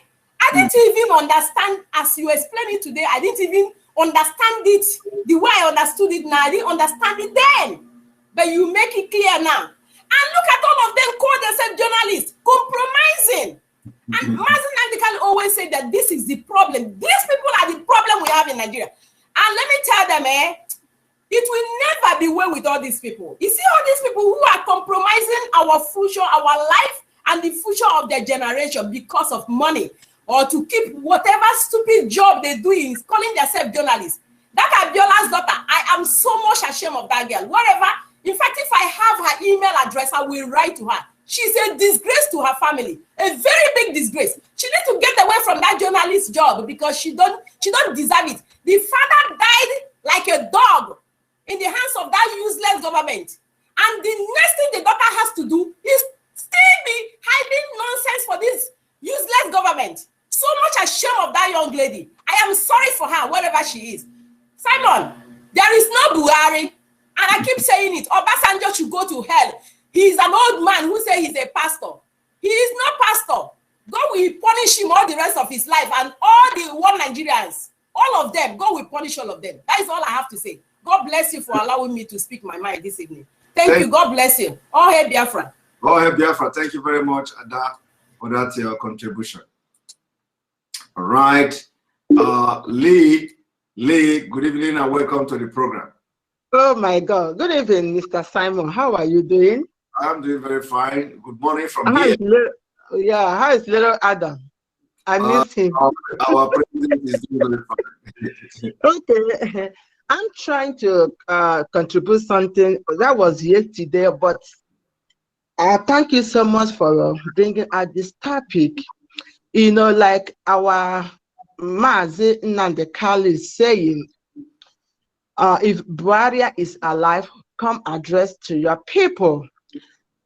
Some people say, oh, come to Nigeria. But when you bring out that topic yesterday, I was so excited to speak my mind. But unfortunately, I can't get you. Number one, if Buhari is alive, now the color is in their hand. Exactly. They should do 101 interview. Let's see what is going to happen if Buhari is real Buhari. Put him together with Nnamdi Kanu. Let Nnamdi Kanu interview him and let him say something to Nnamdi Kanu. Yes. That is to clear the air that he is alive or not alive. Number two, Buhari is dead. I remember 2015 when Buhari came to America. Every question they asked him, he answered it. That old Buhari understood English, but this new one don't understand English. And the worst part of it is the journalists, these stupid, illiterate, educated fools that we have in Nigeria that call themselves journalists. They don't have brain. That's why I like America. When you mess up, they tell you mess up. People, they ask him questions, and all the questions they ask him, he is giving them wrong information. And nobody will say, no, this is not what we asked you. Oh my God. When journalists interview any president or anybody, if they miss that point they want to get, they will go ahead and ask you that question to get that information clear. But these stupid educated fools are there. And the worst part of it, to be honest with you, is today that I'm understanding through you what he said. How can a whole president of Nigeria, you govern 2 million or 3 million, 200 million people, nobody understand your English? We can't understand you. It's stupid. Our president cannot speak correct English. First of all, he don't understand English. That question, he's not understanding that question. That is why he giving that wrong information, because Buhari is dead. When you go back, I want you, if you can go back in 2015, 2016, Buhari is very dark. He is very, very dark skinned. But this one now is lighter. No, Obasanjo will tell you he robbed cream. Okay, so this one now is lighter skin. Remember, Buhari teeth, one is longer than all of them. You know, so Buhari is dead. I want you to emphasize in that issue. If Buhari is alive, come out and debate. Nnamdi Kanu is in their custody. Okay, let me give you an example. Forgive me for taking your time. If Buhari is my father, and somebody is saying my father is dead while my father is alive, then I hold you in my hands. Then why not the kids are come out to prove? Okay, you say my daddy is dead. Now you are in our custody. Let's debate. None of his kids come out and make any address or issue about whether my father is alive, because my father cannot be alive. Somebody said my father is dead. It can never be like that. We with the case, we will stand against that person. We take the person everywhere. So I want you to emphasize on that issue. Let them bring in the Carlo and Buhari, see them together. Let that stupid educated fool journalists come and do the interview with two of them. That is to let the whole issue, whether he is alive or whether he is dead. Thank you, Mr. Simon. I appreciate all the good work you are doing. May God bless you. Thank you. Thank you very much for your contribution. All right, we're going to bring you Ugo, please. A lot of people are on the waiting room. A lot of people, the room is already full. People are trying to get in. So please, you talk and talk fast because we want other people to contribute as well. Ugo, good evening and welcome to the program, or good morning from here. Yeah, good evening, Master Simon. Yes, please make your contribution very snappy so other people can come in. Thank you. Yes, sir. Yes, I will, my brother. Thank you. We appreciate you for your good job. Mazi, to be honestly, if not that the way you are doing this thing slowly, and showing it to the whole world. You remember our leader once said to us that if you tell a black man something immediately, he will not understand it. But take your time and, show it to him, then before it will sink in his brain. This is exactly what you are doing now. Because, that interview, what the propaganda is there is that Buhari will be interviewed by Arise TV. Everybody now queue to wait to see what the interview will come up with. But did you know that these 200 Mumuris in Nigerians, believe you me, minus do the one Biafrans, and some middle belt and some South, who knows who their brain got intact. Believe you me, some Mumuris in Nigerians are very coward. They can't even come out. Did you see? There is no any time they even talk about this interview in their station. None of them talk about it. But none of them talk. I was waiting to see the day they will talk about this interview of this man. None of them talk about it. That is why our leader said, don't tell a black man something immediately. Don't say everything. Just take your time and keep telling him before he sink. Do you know that what he did this night? Believe you me, it will upload. Even Arise TV will be ashamed of themselves. I'm telling you the gospel. When they watch this thing, and then I am pleading for people who knows Obasanjo age to send it to Obasanjo age, for him to let him send it to Obasanjo age, so that it will reach Obasanjo, so that his own memorizing will go to his brain. Mazi, I am dropping here, and before I drop, I want to say something to you particularly. Please remember what our leader said to you when you interview him. He said to you, don't lose focus. They will come. They will throw everything at you. Don't lose focus. If you can remember what he said to you, Mazi, do what you can do. You are trying your best. Don't listen to anything. I know you don't even. There's one thing you said one day that makes me happy. You said this your skin is very thick. Please, whatever everybody throw to you, I know you don't even make it. Don't even let it move you. Even some people in IPOB will still come, pretend that they are into IPOB to throw something at you. Some even in IPOB go will come and say something bad at you. Please, my brother, remember the word our leader told you the day you interview him. If you've forgotten, go back to that interview. You will see what he said to you. Master, thank you for giving me this opportunity. Thank you very much. I appreciate you for that. I remember every single word he said. He said, Simon Ekpa, do not let devil get into you. And I will never allow devil to get into me. So, thank you very much, sir. Thank you very much, my brother. All right. Onye Uche, good evening and welcome to the program. Good evening, Mr. Simon. Please, from here, make it very snappy so that other people will join. Okay, thank you. I'm very, very happy to be part of this program this night. Okay, for what you have been saying, I want to thank you in a special way because you are one of the people that have kept the momentum going since the illegal rendition of our leader. So I want to thank you very much. For this particular man, you see Obasanjo and all these people, all of them know what they are doing. All of them know what they are doing. They are not pretending.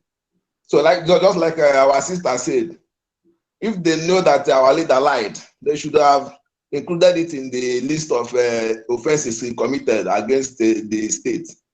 But they will not do it.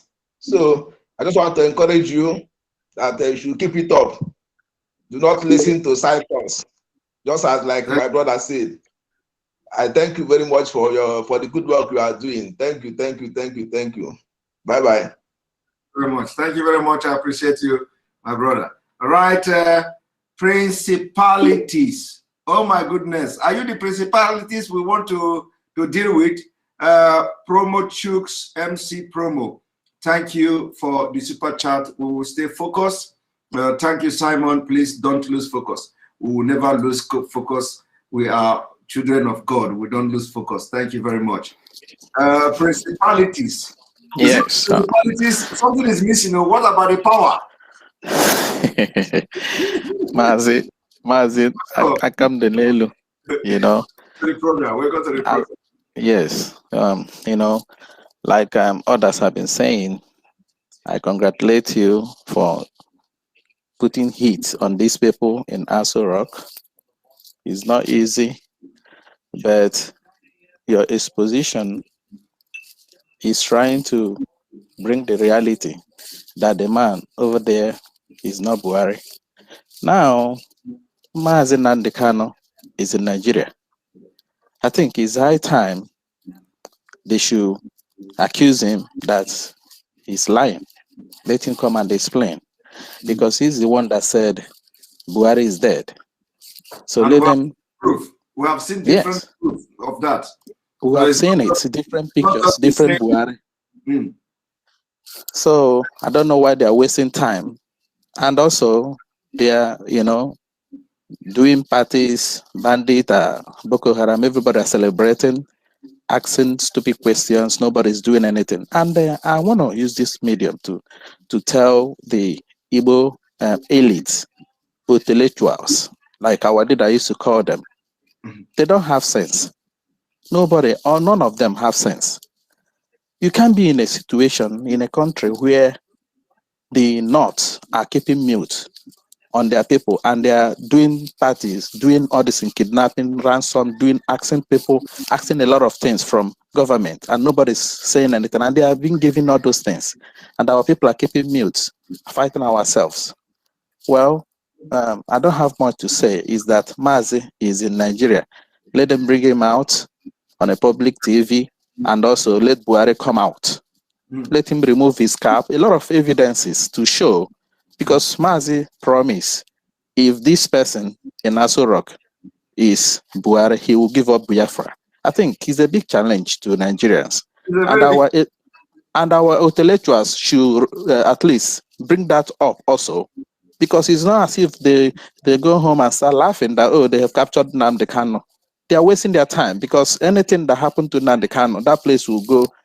No, none of them will even leave. That's just the whole thing. It's not a threat. It's a direct confirmation. Thank you, Mazi. God bless you so much. Stay strong. Amen. Okay? Thank you very much. Yes. Thank you very much. Thank you very much.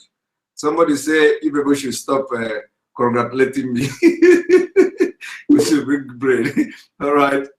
Kisili Nnaemeka Oku. Good afternoon, good morning, good evening from here. Yeah, Mazi, good evening. Yes, welcome to the program. We really thank you for this special work you are doing for us. Thank you very much. I'm calling from Sweden, although I call not because of this topic we are talking about. I call in behalf of IPOB in Sweden. Okay. So I'm the PRO.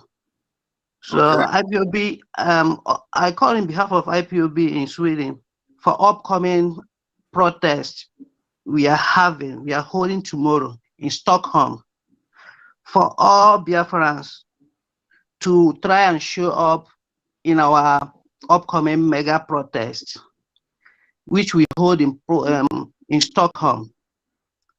So that's the reason why I called. Thank you very much. Thank you. Thank you. Have a flyer.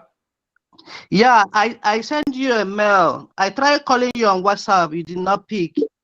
Okay. Earlier today. Yeah. And I sent you a mail. What's the mail? Let me check the mail I sent it. It should be info@enterbiafra.com. Okay. Well, you should have sent it to info@ekpa. Yes, that email is just full, so I didn't check it yet, but you should have sent it to info@ekpa.fr. But anyway, Okay. did you send the flyer there? Yeah, the flyer is there. Yeah. Okay, so can you send the flyer? Can you send the flyer to the which? So did you call my WhatsApp today? Yeah, I call your WhatsApp today. I send it on your WhatsApp too. All right. So thank you. I will check it and then I will post it on the page later on after this. All right. Thank you very much. Yeah. All right. Thank you. Thank you. And remember, you people should target tomorrow is Wednesday, right? So you have to make sure. Tomorrow is Wednesday. Yeah. So which place are you protesting? Is it Parliament?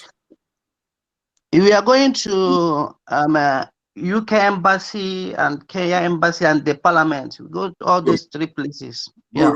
Also, if you people can go to Media House, it's very, very. Yeah, we have plan of going to Media House too. Very important. Very important. Yeah. All right. Thank you very much. Thank you. Okay. Thank you too. Yeah. So those of you in Sweden, there is protest tomorrow, and it is advisable if you are a Biafran, a Nigerian, or anybody, just if you are from Africa, lovers of freedom, if you are living in Sweden, it is advisable that you participate in this protest tomorrow. You can make contact to any Biafran you see, any Oduduwa, and ask question. I believe they may have knowledge about this. Very, very important. Very, very important. Right. Ujungwa, good evening and good morning and welcome to the program. Hello, hi, Simon. Yes. Welcome to the program. Okay, good evening. Thank you so much. So what I want to know is, how is it that Aisha left her husband and go and live in Dubai? Nobody is asking that question. When Buhari was alive, have you ever heard that his wife went and live somewhere else and left him alone in the house? That's what I want to ask Nigerians. Those who think that they are smart, they know so much.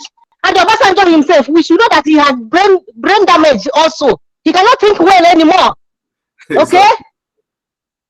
Obasanjo and what is the other name? Tinubu, all of them, they are all gone. Let them leave us alone.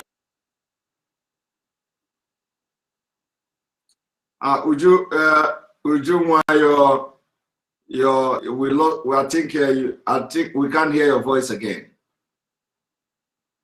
We can't hear your voice again, Ujungwa.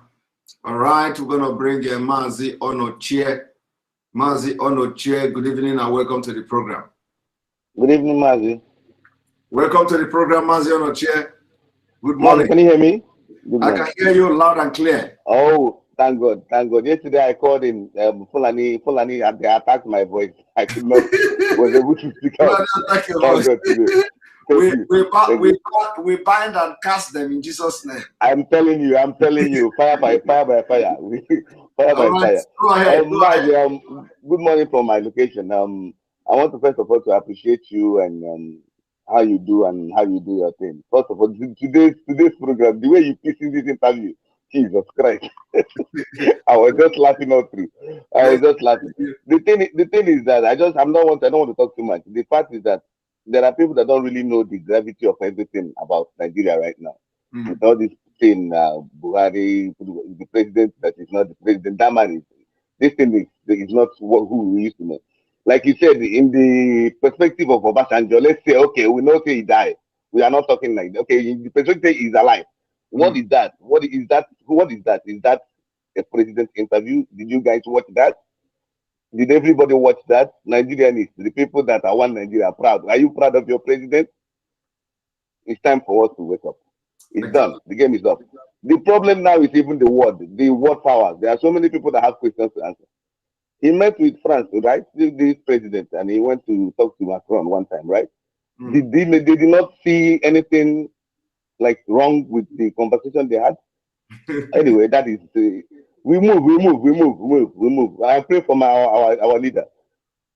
The Kumeko spirit will still be with him while he's there. The Biafra is there. He's coming with us. He's coming to Biafra. He's coming with Biafra. All hail Biafra, brothers. We move. Kelere Madam Sibiko, or Kelere my man Adam. All right, sir. Take care. All right. Okay, Abuma Biafra. Good afternoon, good morning, and good evening from here. Hello, good morning. Can you hear me? I can hear you loud and clear. Welcome to the program. Thank you, my brother, Simon Ekpa. Let me just start from.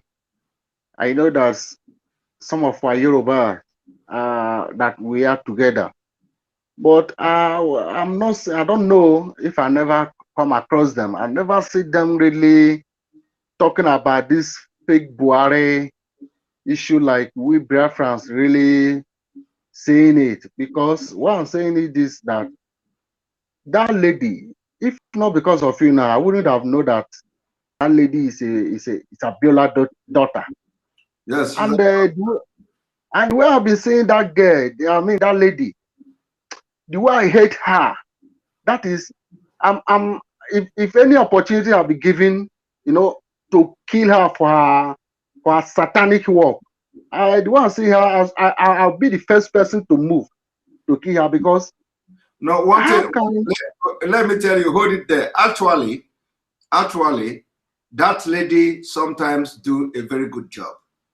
I will tell you that sometimes when Ruben Abati and the other lady was castigating and calling agitation or secessionists, that they call it, that they are committing treasonable offense. That lady raised a very strong objection and a very good point. So sometimes she do a very good job. I have watched and listened to her, I must say. Of course, lots of people may not be happy because she participated in this shady interview with this man. But also remember that I said, nobody knows the agreement they reached into before they allow them to go and interview the man. So it is they go into agreement, and there are rules they have to follow. So it is not like a normal president that they just go and interview and they have freedom. You understand?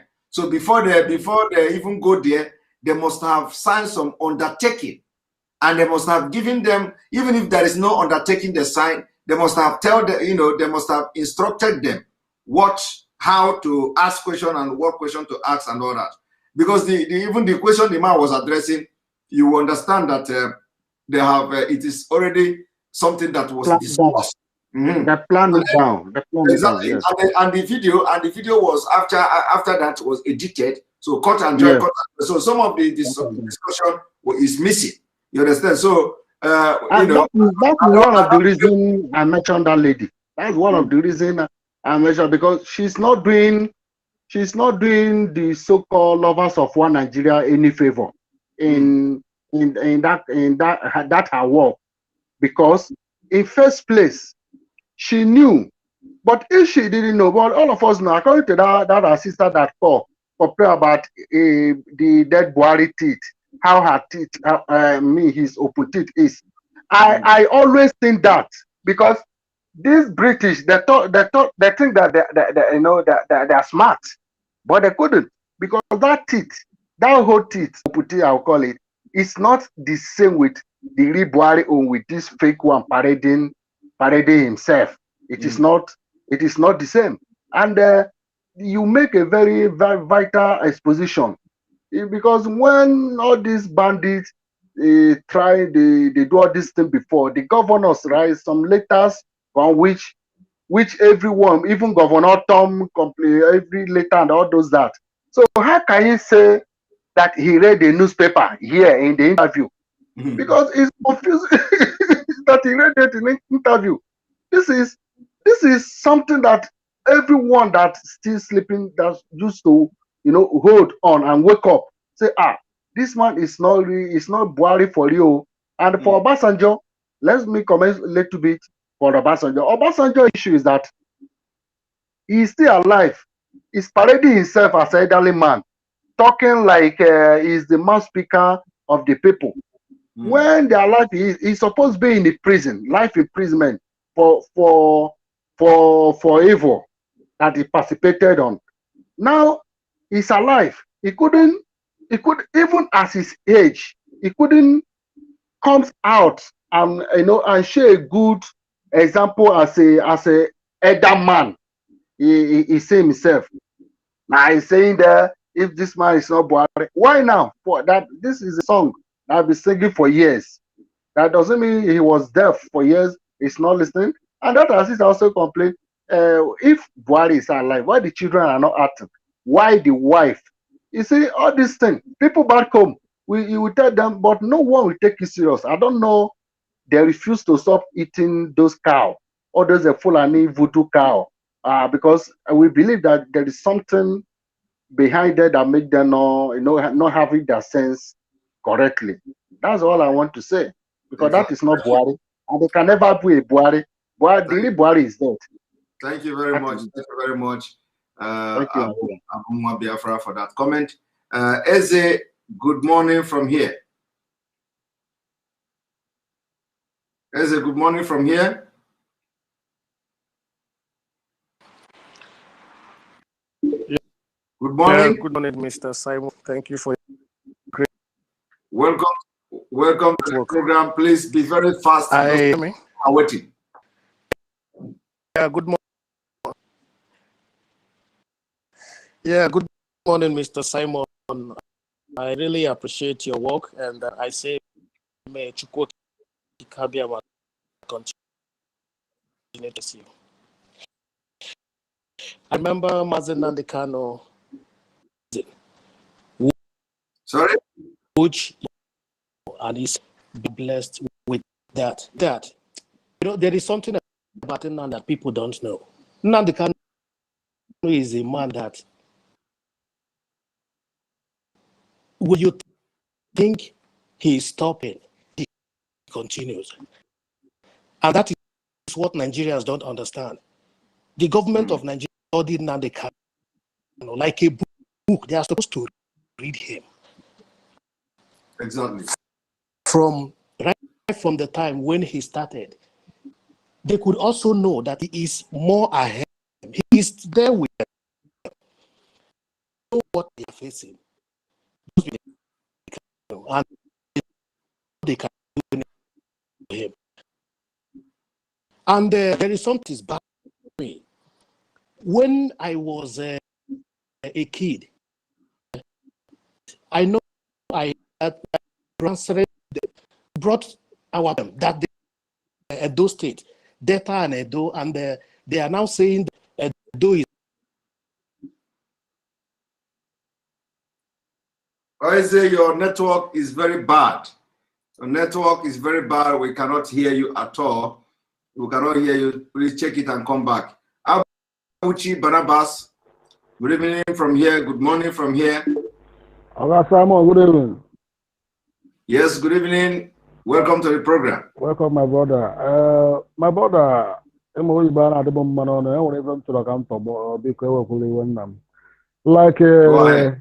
like this Interpol, for this issue, and what is we can either petition against them. Which Interpol? Interpol, because of the mentor Interpol, so now Interpol men the color arrest. They did not mention Interpol. Okay. The Malami, that is the point there. The Malami did not mention Interpol, at least not to the English language or the one we're listening to. He did not mention Interpol, and that is something people should understand. He said in the Nigeria Intelligence Agency, in collaboration with their other counterpart, he did not mention Interpol. He cannot mention Interpol. He knows that once he mentions Interpol, that is the end, because Interpol is not involved. Okay, my brother. Thank you. At least not official. Thank you. Yeah. Right. Ude Allo Jr. Good evening and welcome to the program, and good morning from here. Ude Allo Jr. Ude Jr. is not talking. Around, we're going to bring you Murphy. Murphy, good morning from here. Hello? Hello?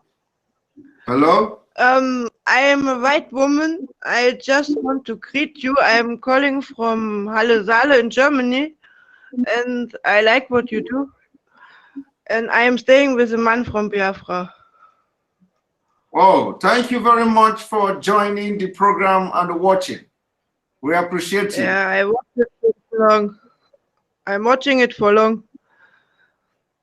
And I like it very well. Thank you very much. Thank you very much, Okay. everybody who is a lover of Biafra, a lover of freedom. We are, urging you to do whatever you can within your locality and keep in touch with your representative and talk to them about the impunity that is going on in Nigeria and the need to divide Nigeria, because if you do not divide Nigeria, Nigeria will become the biggest threat to the European Union. They are going to train terrorists.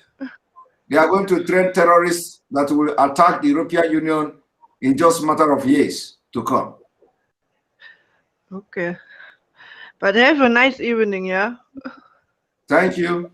Okay. Right. All right. We have somebody from Germany who is a German watching and following us. Chioma, good evening and welcome to the program.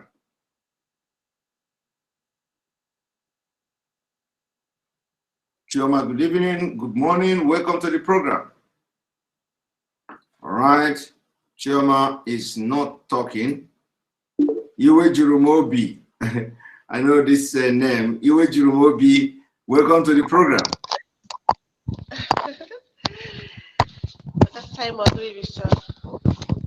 Good evening. Good morning from here. Please, the noise is too much. Can you stay, please, and talk to us, please? Okay, sorry. I'm in the Zoom, though. There's no light here. Sorry. Sorry, I was outside. There's no light. Go inside. Go ahead and talk. We are hearing your voice. Okay. I want to thank you, Simon, for the wonderful work you're doing. God bless you so much for the courage, for, it's easy. We flow your page, I'm almost saying this education today, 3 times today. It's not easy. It's not easy. So God bless you so much for the wonderful work you're doing in our leaders' absence. God bless you so much. So I just want to thank you. Say you should, carry on. Don't whatever what is happening, please don't give up. Okay. Okay. Just my sister, giving up is not. My sister, giving up is not in our dictionary, because this is not a paid job. Nobody invited me to this struggle. It is not just that I was arrested by the spirit of Biafra, but I believe that people have to do it, and God have chosen some people to be part of those who will, volunteer and sacrifice everything to make sure that the gospel of Biafra is preached and the restoration of Biafra will come, or Biafra will come. So the issue of giving up is not in our dictionary at all, believe me. Yes, I understand. Since I heard you mention that word, spirit of Biafra, let it possess you. So since I heard you mention that word, allows a spirit of that Biafra to possess. So since last year, I was possessed by the spirit of Biafra through your platform. So I love what you're doing. Please carry on, okay? God bless you. Thank you very much. Bless you too. Bless you too. Thank you very much. All right, Choma, we are bringing you. Good evening from here and good morning from here. Choma, welcome to the program. Good evening. I'm speaking from Texas. Are you hearing me now? Yes, but this your voice is cracking. Maybe that's the speaker, right? Your voice is cracking. Hello, your voice is cracking, Choma. Hello. Go ahead. Are you hearing me? Yes, I'm hearing you. Okay, is it cracking? It's cracking, yes. Oh, I'm so sorry. Wow. I was trying to say something on what you're saying right now. I'm so happy that you're coming up with this position of the fake man in AsoRock. And what the speaker that just spoke about, 2-3 speakers that spoke, was trying to find out why the Yorubas are not complaining. Choma, we cannot hear you. Your voice is cracking so badly. Oh, so can you check it? Can you check it and come back? Can you check it and come back, please? All right, Choma, the voice is cracking very much. Obiechina, good morning from here. Hello, good morning, Master Simon. Welcome to the program. I can hear you loud and clear. Yeah, thanks so much. Congrats for the good job.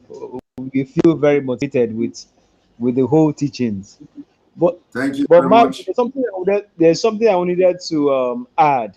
It's an observation and also a suggestion. Go ahead. For those protesting, I remember in one of your teachings, especially the teaching whereby you mentioned about the U.S. general that talked about the terrorists coming down from the Sahel into Nigeria, and they were projecting 20 years, but actually now it started. And in that teaching, you made mention about, I think you were talking to those in US about how they will draft out a letter, the content of the letter, pointing out those points, but highlighting the points of what the pressure is going to come to the terrorists are going to come to US and also the West and Europe. What I'm trying to say is this: in all the protests, I'm hoping can it be unison in the sense that in every protest they have this document, they have this letter, highlighting all these points. Apart from them saying free Nnamdi Kanu during the protest, but they should highlight all these points, and also making them understand that the terrorists are going to attack US. So even if they're gonna, if while they're protesting in US, they're going to make that point known, attacking in Germany or any other point. So but the point I'm trying to say is this: let there be a uniform letter or uniform a document where everybody understands what these terrorists are, what these people are going to do. So everybody's going to be speaking in one voice, even if they're going to be protesting at different times of different days. I don't know if you understand what I'm trying to say. Yes, I understand.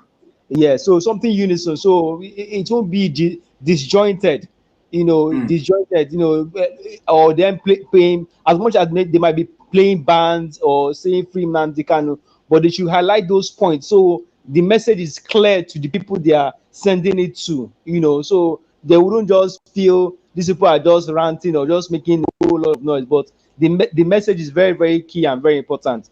That's just all I have to say. All right, thank you very much. And if you look at the screen, I believe this is the video you are talking about. Yes, exactly. Yes. Thank you very much. Congrats. Thank you. Yeah, this is the message. This is the exact. This is it here. So if I like this message and let the world know in that That's that allows them to work, whereas in other parts of the world they have different objectives and a little bit different view, and so that tends to bring Islamic State and Al Qaeda into conflict. Here, they're able to overcome that, and that's what and work for a common purpose in their mind.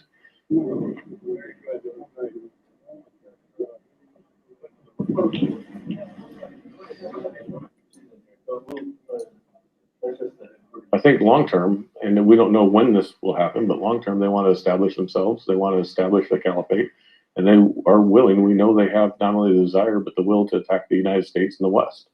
And so if we're unable to disrupt them, if we're unable to disrupt their efforts, you give them that safe haven, you give them the opportunity to develop their external operations, to develop their capabilities, and then you combine that with what I believe they're trying to do is find a source of reliable income that they can establish that through either kidnap for ransom, what they're doing now. They can get access to the gold mines that are throughout the region, and then they can start accessing the smuggling networks that run north to south from the Gulf of Guinea up to the Mediterranean that have been there for centuries. And if they can start to co-opt those and use that for a reliable source of income, you've got the ingredients for something that could be quite bad. We have to watch this. We don't know. It's not there yet. There's not a direct threat to the U.S. right now or to the West, but it's very destabilizing to the region.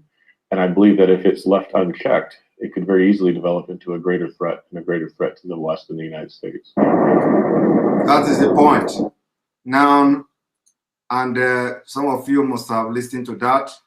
It's going to develop into a great threat if it's left unchecked to the U.S. and to the West. Biafra is one. Good morning from here. Simon, make good your comment. evening. Yes, Good make evening your from comment. me. Make your comment very brief, so others will comment because I will be leaving very soon. Thank you. I have just 30 minutes to go. Yes, Simon. After I waited all this while, but anyways, I'll make it very brief, sir. Go ahead. What I have to say, my brother, is I just want to join everyone that says kudos to you to just also say the thank you. God bless you for being a great guy.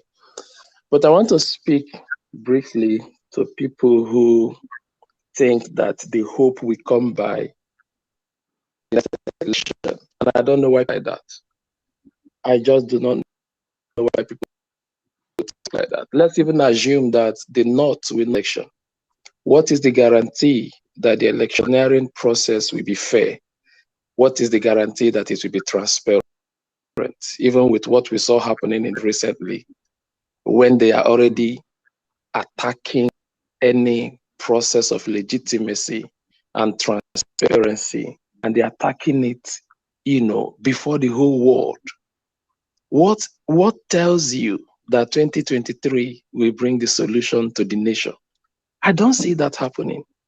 Many years ago, I said in the next 100 years, this was about maybe 3 years ago or 4 years ago, I said in the next 100 years, Nigeria will not be fixed. That is not me sounding negative. That is just a statement of fact. Even if the North are not in power, they will frustrate whoever is in power. Even if the person is in power is not who they put there, like you use a word today, a suit, even if it's not their slave, frustrate the person the way they frustrated Jonathan by developing Boko Haram. They frustrate the person. What's going on? The nation will still not develop.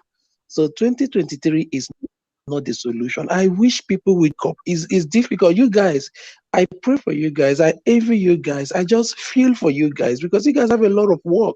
You come every day, sometimes 2 times a day, and people are still not seeing the picture you are trying to paint. Nnamdi Kanu will come and do his own, who will not see it. The Yoruba nation now are doing his own. People are still arguing. When will they wake up? Is it when we are all dead? That's just what I want to say. There's no solution in 2023, and I hope people will realize it. Thank you very much for giving me the time. Thank you very much for being part of the program. All right. We are going to bring you Ugodia. Ugodia, good evening from here. Please be very snappy. Ugodia, welcome to the program.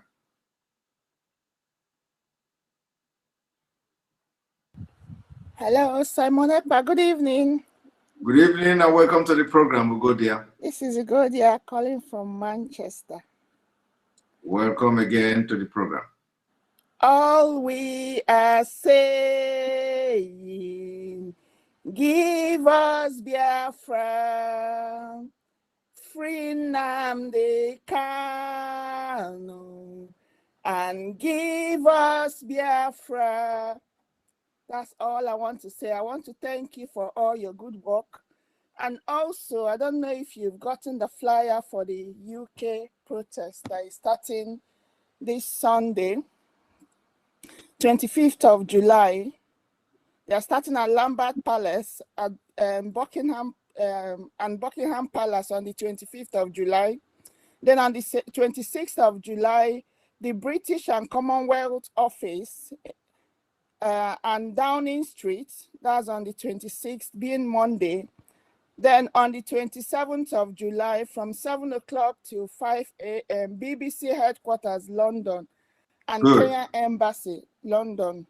So all lovers of freedom, all our Igbos, all Biafrans, if you love freedom and you are in the United Kingdom, come out for this protest so that the world will hear us. Thank you very much for all your good work, Simon Ekpa. Thank you very much, our sister, for joining the program. Thank you. Everybody should know if you are in the United Kingdom, you must be part of this protest. Rosemary, good evening and good morning from here. Welcome to the program. Thank you. Thank you for giving me the opportunity this evening. I want to say thank you for all you are doing. And I want to thank God for the spirit of Biafra in you, because I've been watching you for a very long time. And I know how people attacked you, that you were not an IPOB member, you should go and register, all the blah, blah, blahs, and you did. Now you are an IPOB member. So I don't know what their problems are. I don't know why they are attacking you, but I just want to say thank God that nobody called you to do what you are doing. Because if somebody had called you, you'd be frustrated and say, you know what, I'm not doing this again. But I am glad that it is God himself that called you to do what you are doing, and what you are doing it to the best of your ability. And I want to use this opportunity to talk to other people who are watching or who will watch it later, that they should mind their business and find something to do. I learned something from you. You said eke, which means everybody have their own work to do. Let them do their own work. As far as they are doing it to the coming of Biafra, or to the advantage of Biafra restoration, then let them go ahead and do it, and please leave Simon alone. Let him do what God has called him to do. And in short, I'm glad that God called you to do it, and that is why let me tell you what happens. Some people, when they can't do what you are doing, instead of them to praise or to thank or to encourage the person, what they do is to gossip. What they do is to say hurtful things that will make the person to feel bad. So, but I am glad that you are matured mentally and even physically. So, and again, you have the spirit of Biafra in you. So there is no amount of all the ayabins that will derail you or make you to say, no, I'm not going to do it again. And when you do it, they will be happy. We got him. We say so. All these ones, they are just enemies of progress. So keep on doing what you are doing. And about Buhari, what I want to say is, when I heard that Buhari was dead, I didn't believe it initially. I had this, I think, 2017. My senior sister back home told me that Buhari is dead. I said, Auntie, forget about that. How can Buhari be dead? And then who is in AsoRock? So she tried to convince me. Then I wasn't listening to Mazi Nnamdi Kanu or even you. I was still a one Nigerianist then. So, but when I started listening to Mazi Nnamdi Kanu and to you guys all, and with facts and figures and I was really convinced that that man is dead. And another thing that proved, I lived in the northern part of Nigeria. This Buhari is a Muslim. There is no way Buhari will be alive, married to Aisha Buhari, and Aisha will leave the husband in AsoRock and be living in Dubai months after months. No, that is not, Islam does not permit it when they are not yet divorced. So I am convinced with all reasonable doubt that Buhari is there. They are just parading people, somebody else who can wear the mask, come and put it on. That is all they are doing. So to give other people the chance, I just want to say again, thank you so much and continue what you are doing, and may the good God bless you and reward you. And to our Mazen Nande Kano, please everybody continue to pray for our leader. Continue to pray for our leader so that he come out. We need him, and he does not deserve where he is. Where he is there because of us, and all we owe him is to continue to pray for him. And God, who answers prayer, we answer us. And to those of us also that are doing protests, continue everything we can do. There is no effort that is wasted. So let everybody, all hands are on the deck, and let's do what we can to see that our leader comes out by the special grace of God. Thank you so much. Thank you very much. We appreciate you for your immense comment. Thank you. You're welcome. All right, we bring you Samuel. Samuel, good evening. Good morning from here. Samuel, good evening. Can you check your... Yes, welcome to the program. Thank you, sir. Mr. Simon Ekpa, good evening. Good evening. I am calling from Lagos, Nigeria. Go ahead. Yes. Mr. Ekpa, please, that day Buhari made that live interview, I picked up that particular interview and I showed it to a Yoruba man. The Yoruba man is a HR in the place I work here in Lagos. And I told him, can you please listen to your president? Because they are Nigerians. I said, listen to him and explain to me what you understand here. Do you know, the man could not even listen just 2 minutes. He could not understand what the man was saying. He told me that what this man is saying, he can't comprehend it. It does not in any way rhyme with the question he was asked to answer. Then I asked him, what, is he still the president? He don't want to answer. Now, secondly, the same day they arrested Mazi Nnamdi Kanu, do you know that an Igbo man who always antagonized Mazi Nnamdi Kanu pick up his phone on a number which he can't call, but he called me, said, follow on Mr. Nnamdi Kanu, have you heard about the arrest of Mr. Nnamdi, your leader? I told him, yes, I have heard him. What is the point now? He told me, I think he was boasting of they can arrest him. Why did they not arrest him? I now ask him a question. Okay, what is the offense of Mazi Nnamdi? Though we know he was not arrested anyway. What was the offense of Mazi Nnamdi Kanu? He said that is not the point. The point that he has been bragging. Now they have arrested him. You know, he was not quick to answer that question. What is the offense of Mazi Nnamdi Kanu? Them arresting him. You know. Thank you for the exposition you made tonight, Mazi Simon Ekpa. You really opened our eyes. The very day I listened to that broadcast, I was really ashamed of them that call themselves Nigeria, I must tell you. And I'm happy that today, at least after now, people will still go and watch it. And how I wish that this is like a Facebook where it can be shared to thousands of people. They need to understand, because after that, I remember there is a time that Mazi, our leader, mentioned the particular comedian in Nigeria that mimic Buhari. If you can remember, he mentioned that man. That have you been hearing from that man? Until today, I can tell you, it has been long I've heard from the man, that particular man that mimic Buhari from North. Who knows? You know, who knows? The issue of sharing it on Facebook, this is on Facebook as well. After the broadcast, there is always we always share the link to this particular live broadcast on Facebook. So anybody watching now can actually visit our Facebook page to share it from there, because immediately after this broadcast ends, we are going to post it on Facebook. So you can share it from there. And so we have been doing that, and it is working. So those of you who are on Facebook, and if you are watching now, make sure that immediately after this broadcast, it will take like 5 minutes or so. It will be on Facebook, it will be on Twitter, it will be on the 2 different pages on our Facebook. You can share it and people can watch it from there. Make sure that when immediately it is posted on our page, you go and share it also. Thank you. Thank you. Almost here, Biafra. Almost here, Biafra. Thank you very much.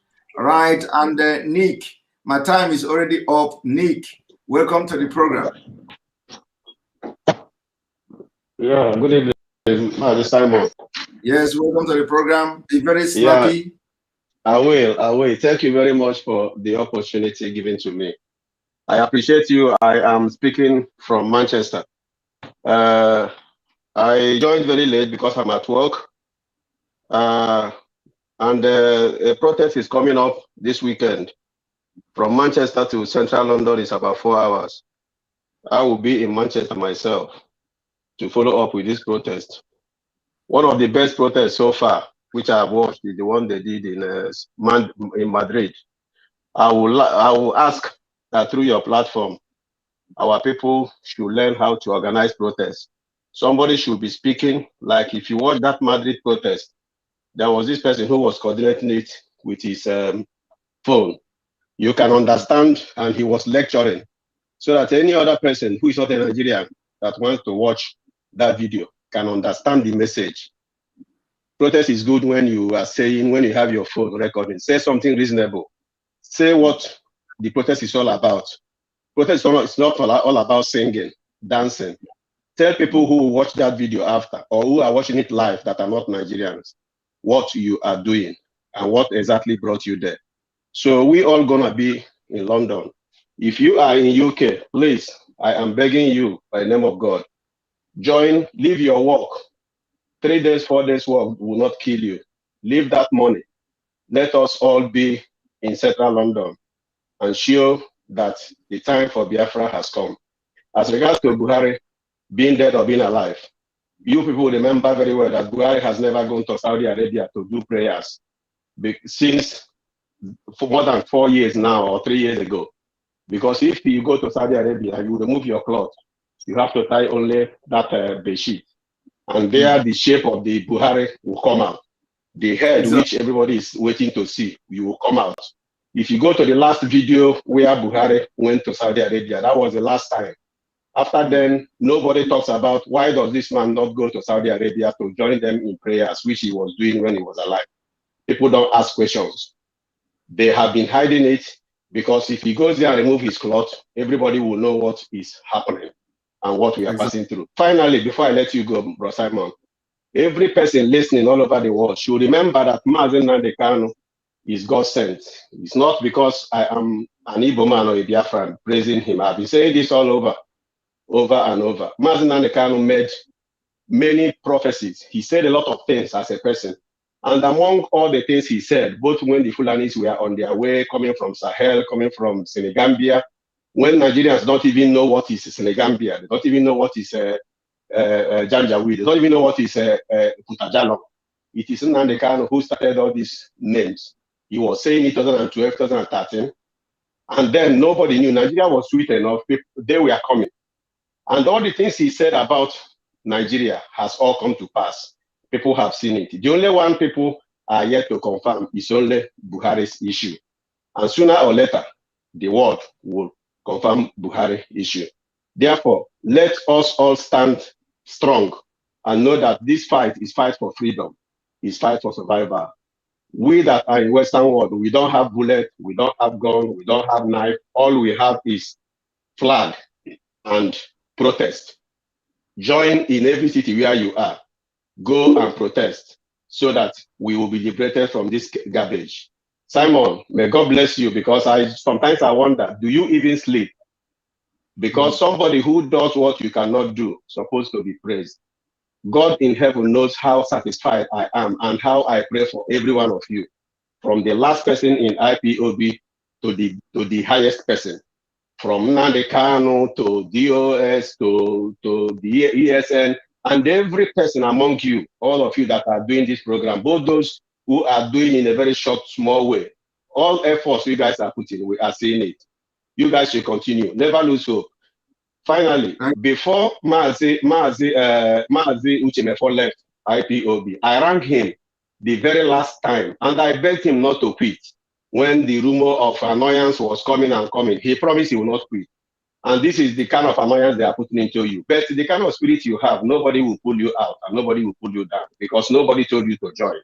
I remember when you started newly, we do call you straight on your phone and you pick. Gradually, you move from calling on phone to WhatsApp, from WhatsApp to this stage. So you've gone so far and you have exceeded what no man can do. We all cannot be Simon, and we all cannot be Mazen Nandekano. We all cannot be ESN. We all cannot be DOS. Everybody has where God has placed him. Do your own well and leave the other person to do his own well. Mazen Simon, you are the only eye Biafrans are seeing. Apart from you and Radio Biafra, we are blind, and other people who are still doing in many other platforms. So do not quench this fire, because the fire you are putting is really burning very, very hard. Have a wonderful night and sleep very, very well. Try and sleep up to 2 hours this night. I thank God, beg you. Thank you very much, my brother. Sleep very well. Thank you very much. Thank you very much. All right, thank you. But remember that Mazen Nnamdi Kanu is not sleeping. Chai. Because I just want everybody to think, seeing yourself in four walls. You sit there, you are waking up every morning, every day, and you are waiting what is going to happen next. So there is nothing I am going to do now that will equate that price he is paying in DSS. So I am very used to, I'm very used to this. I have trained myself. Without Biafra, I can still not sleep if I don't want to sleep. Without agitation of Biafra, I can stay awake as long as I can. So if that now, these skills that I have to stay awake and don't sleep like normal human beings and don't do things that are abnormal, if I'm going to use it for the interest of this struggle, that's exactly what I'm doing. Because if I find myself in the position of Mazen Nnamdi Kanu where he is today, I don't think I will be sleeping. I don't think, apart from the sleeping and all the thinking and meditation and mental issues and all that. So you find out that there is nothing I'm going to do now that you can use to equate the sacrifice that he is making at that DSS custody. There is nothing. I have my peace here. I can sleep and wake up. I can eat when I want. I can drink when I want. I can call to people. There is nothing as freedom that I'm enjoying now. So I don't, to me, until I knock down. And if I knock down, I am not dying. If I knock down, I will go and take 2 days rest. So, but I don't see myself knocking down in this situation because the spirit is burning in me. And when the spirit is burning in me and my blood is hot, I have to utilize it now that I am this, now my blood is hot. It's not when I'm old, but God has given me the opportunity to be this strong. So why can't I use it?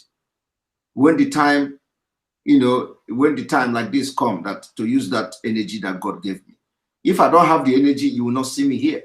You will not see me here. I will just, I will just disappear for a while. But until then, we will continue to push and we'll continue to move forward.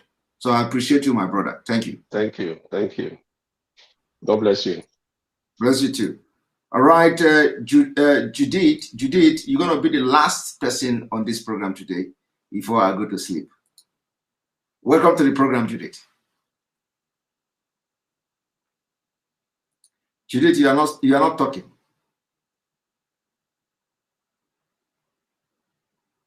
Judith is not talking. No. Your voice, we can't hear you. We can't hear you. I think you have an issue with your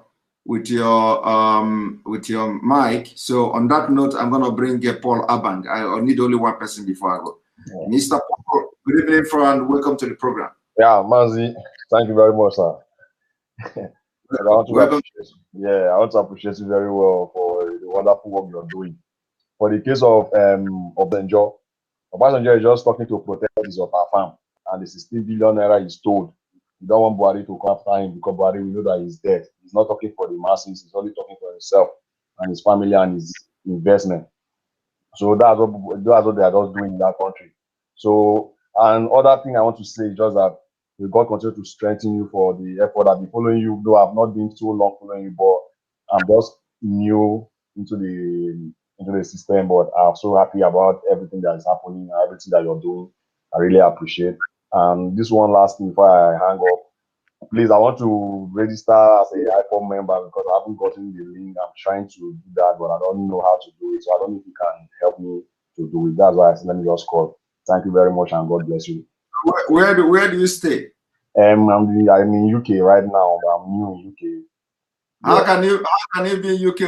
You are hearing people saying that they are protesting? Yeah, I'm making plans. I have the thought to go to London. Then I'm in Brighton also. I have the thought to go to London because I heard about the protest to go to London on that day. But I'm just new, but I've not even met anybody in the UK also. Make sure you find yourself there. The families will be there to receive you with love. Yeah, I will do that on Saturday. Yeah, try to be there. Yeah. Thank you very much. Thank you. And to those who are watching now and you are in the same situation, you can just go to the protest and IPOB family will welcome you with open arms. I think I am going to have two more person before I go. Two more person.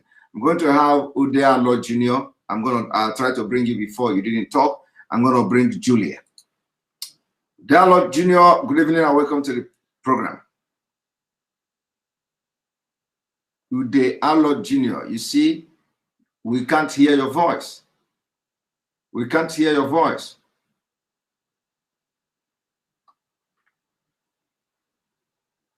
We can't hear your voice at all. So that is it. We can't hear your voice. So try to come again.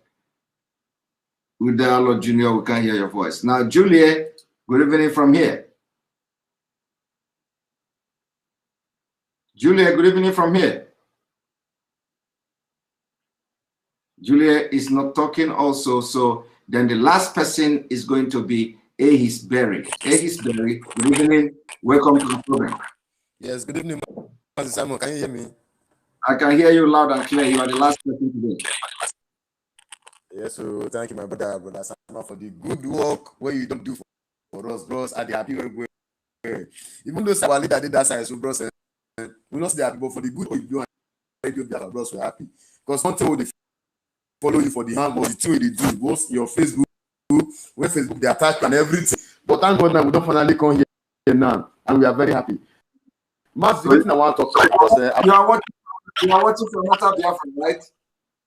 Yes, I'm watching from Meta Biafra. Good. So you're having good experience. Yeah.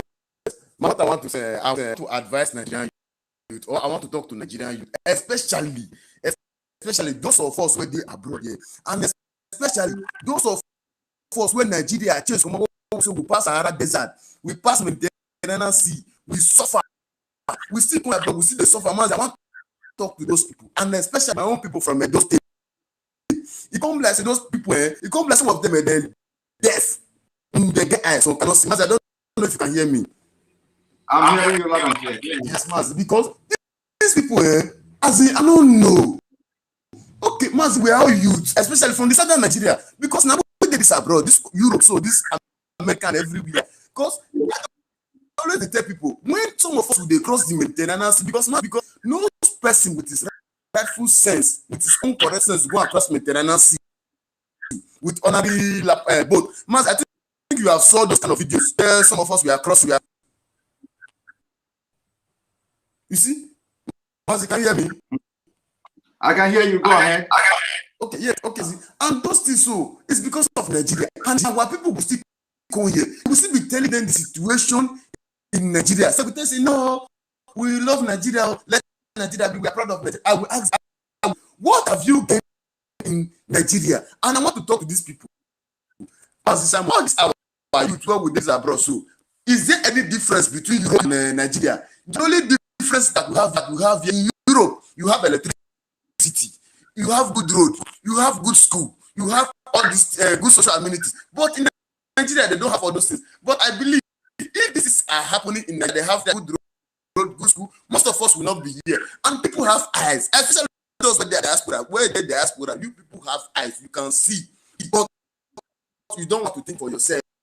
Now, Buhari don't die, and people are still waiting for to come and tell them, oh, Buhari don't die. Must for you, if any Buhari so say or one of Buhari come die for Europe here, let's say Buhari citizen in Europe here, and it's governing one of a country in Europe here, and the president and they use mask put for on that person body, they govern the country. I say the citizen they will stand up and challenge government, but Nigerians cannot do such things.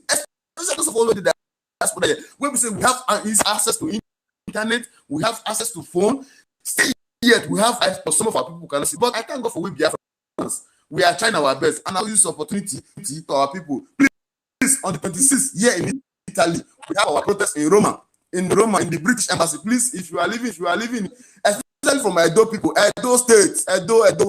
Now they don't talk about because now they present for anything at all. Now they carry last. Man, please, Edo people, if you are there, Italy, you are full Italy, you are full here. Don't they hide down? Full here. When I come for Roma, British Embassy, when I come on there, now wait, I want to do this one. Thank you, sir. Thank you very much for being part of the program. On this note, we are going to bring the program to an end. And we thank you for being part of this program. May God bless Biafra. May God bless Oduduwa. May God bless Middle Belt. May God bless Arawai. They are going to accept my prayer. May God bless ESN. May God bless RPP Worldwide. May God bless Mazinam Dekano. May God bless Sunday Igboho. May God bless Oduduwa agitators, Biafra agitators, and you that is always watching. Remember to subscribe to Enter Biafra Channel 1. Share the post. Share the video. We are going to make it. The video is going to appear on both Facebook pages and on Twitter. Once it appears in the next 5 minutes, go and share it. Let everybody watch. Tomorrow, we continue with part 3 of Unmasking the Man in AsoRock. Good night.